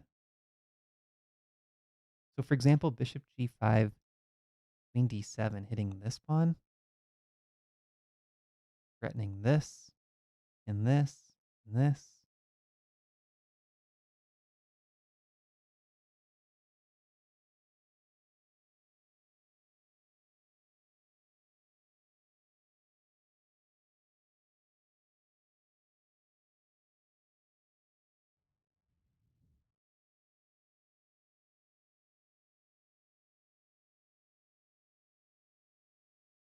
I'm trying to get creative here and find something for white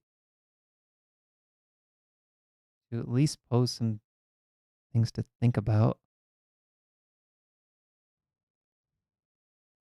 I mean, I think you have to keep the bishops on.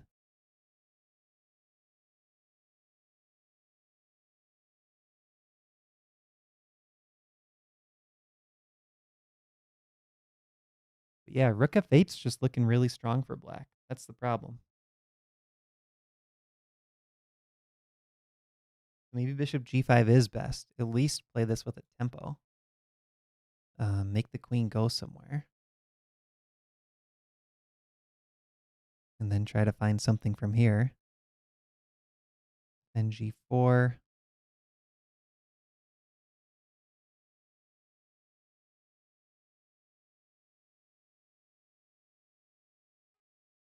This just feels really desperate for white now. I mean, I would almost be tempted to play this just to try to do something. Get the queen to move, play f6. You know, can you get black into some weird position and trick him from there? Okay, we got to move in the game.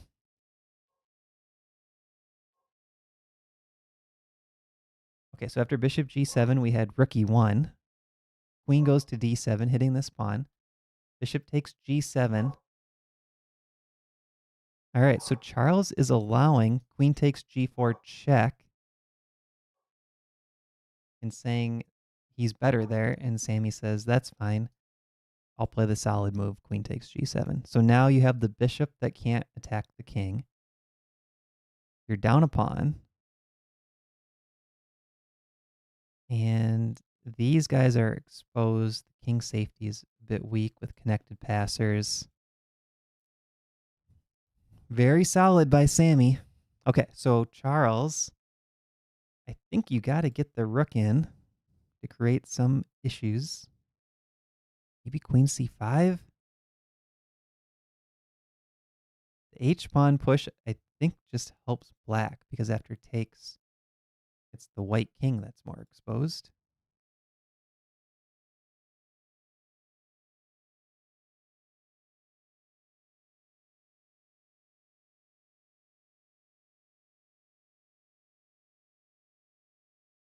Hmm.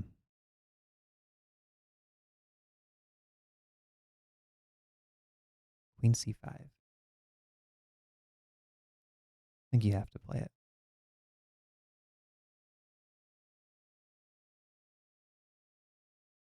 Okay, there's queen c5. Rook wants to come in.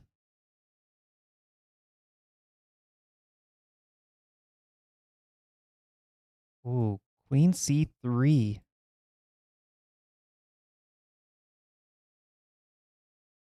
Queen c3 with queen g3 check ideas. Okay, and so queen c3, queen d6.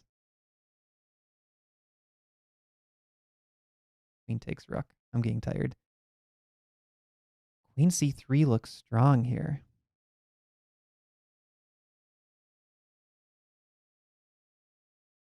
Queen c3. Smithy says laugh out loud. Queen c3, rook e3. Okay, solid again. If rook e7, I wonder if now he does want to move like queen c3. Look at this. Have the bishop. Check. Check. Could be mate this way, but I'd go mate that way. Nice move. Rook f8. 10 minutes on the clock. Under 4 minutes for white.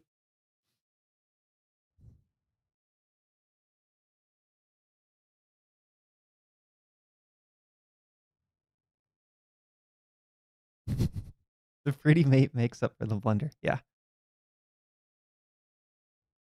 Commentary blunder. Yeah. That's actually like the story of my pickleball game as well. You know, every time I make a bad shot, I just try to make a highlight reel shot to make up for it. Same idea.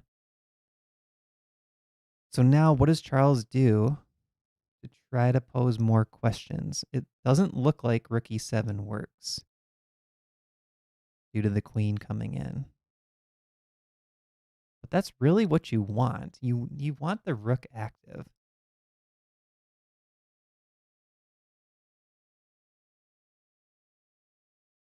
It'd also be nice to get this bishop in the game.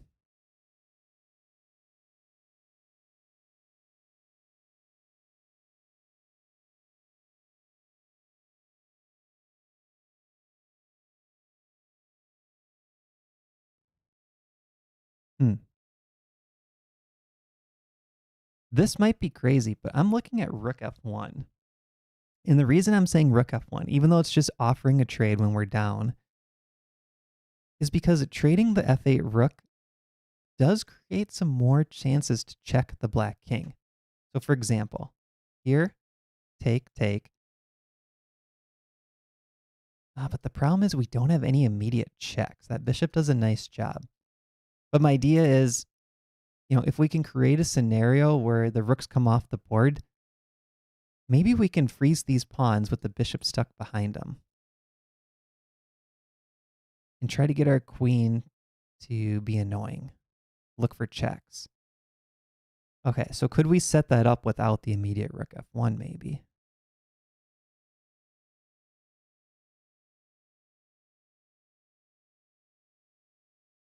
Another thing to consider, But it doesn't seem like we can do it by force. But I think white needs to be thinking about, is there an endgame? Or is there a set of trades, I should say, that he would be okay with to try to create some chances to come back?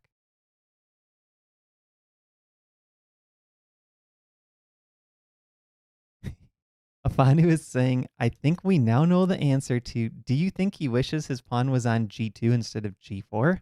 Yeah. That seemed way too aggressive to me.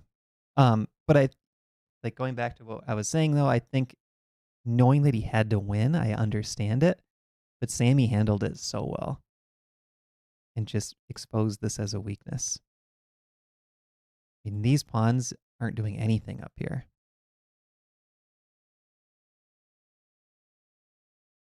Oh, he's down to 38 seconds, assuming the relay is correct. That's not a good sign. I think it was only a 2-second increment. Yeah, really nice play from Sammy after losing the first game.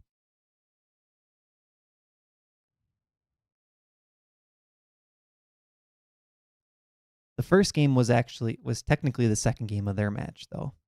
So he won game 1 this morning, lost the afternoon game, won again with white, and now he's going to win with black.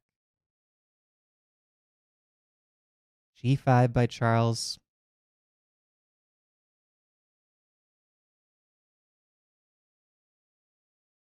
Kind of a waiting move, I guess. Queen c3. What we expected. 7 seconds. I don't think you're surviving.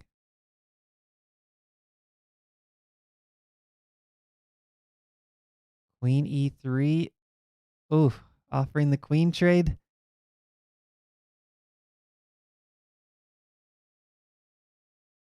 I mean, with the clock situation, you might just keep those queens on if you're Sammy. Okay, he trades.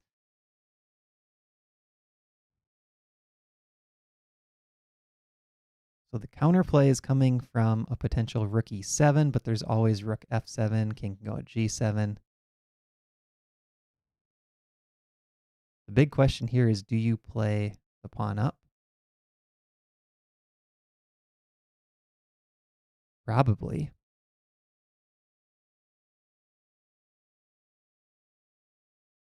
Looks really good.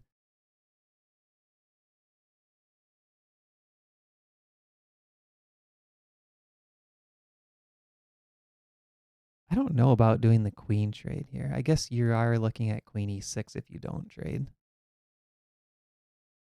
I was just trying to think if there was a more practical solution. You know, knowing this king is so vulnerable, the queen trade, you do lose some tactics to just finish the game immediately when your opponent has 6 seconds.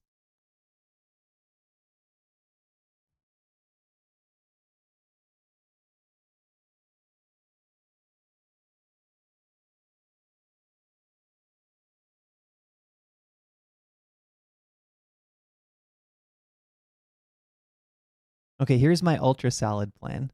I was going to say rook to b8 and bishop to a8. And not allow the white bishop to do anything. But I suppose h5 will happen. Oh, it looks like it's over. It's either a flag or a resignation. Yeah, it could be either. Oh, it was probably a flag. Eval's only -2.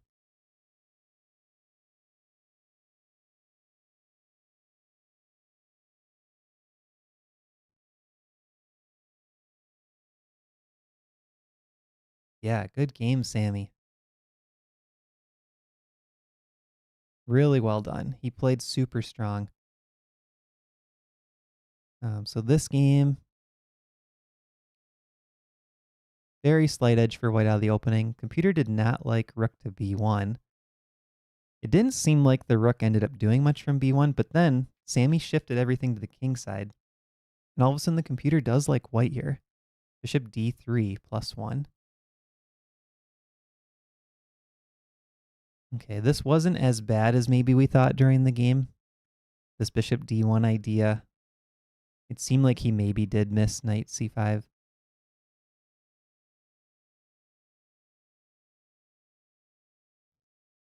So this was all pretty close to equal.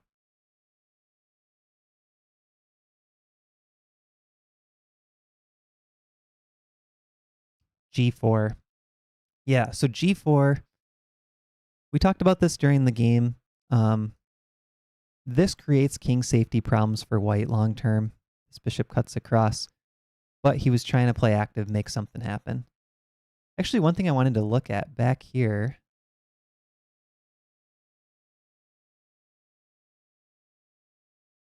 Instead of bishop d1, was there a chance to get anything going with the fishing pole attack? Maybe we should even go back to here. Like, let's say here you play queen d3. If black played queen d8, this is winning. Now, I don't think he would have played queen d8 there for that reason, but this is a win for white already. h5, you sack the bishop. So if he had done queen d3 here, I think this puts more pressure on black. Play f6 right away. And maybe he would have just played f6 though.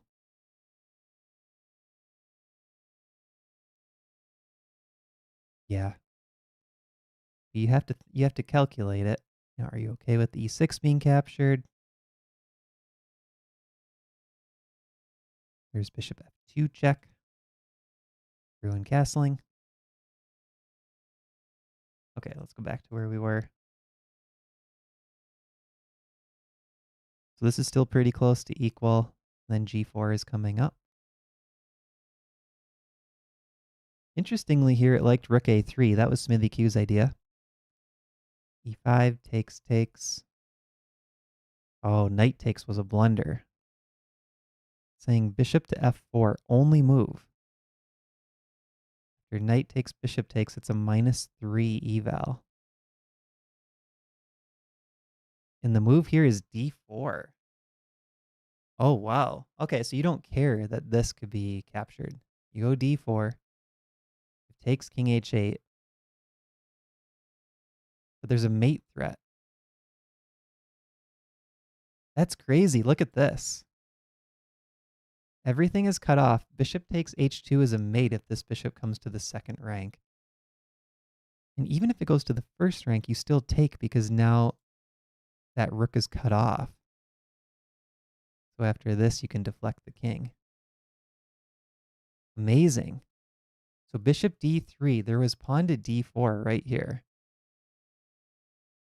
He played g6, which was really solid. And he only needs a draw, and he's still better.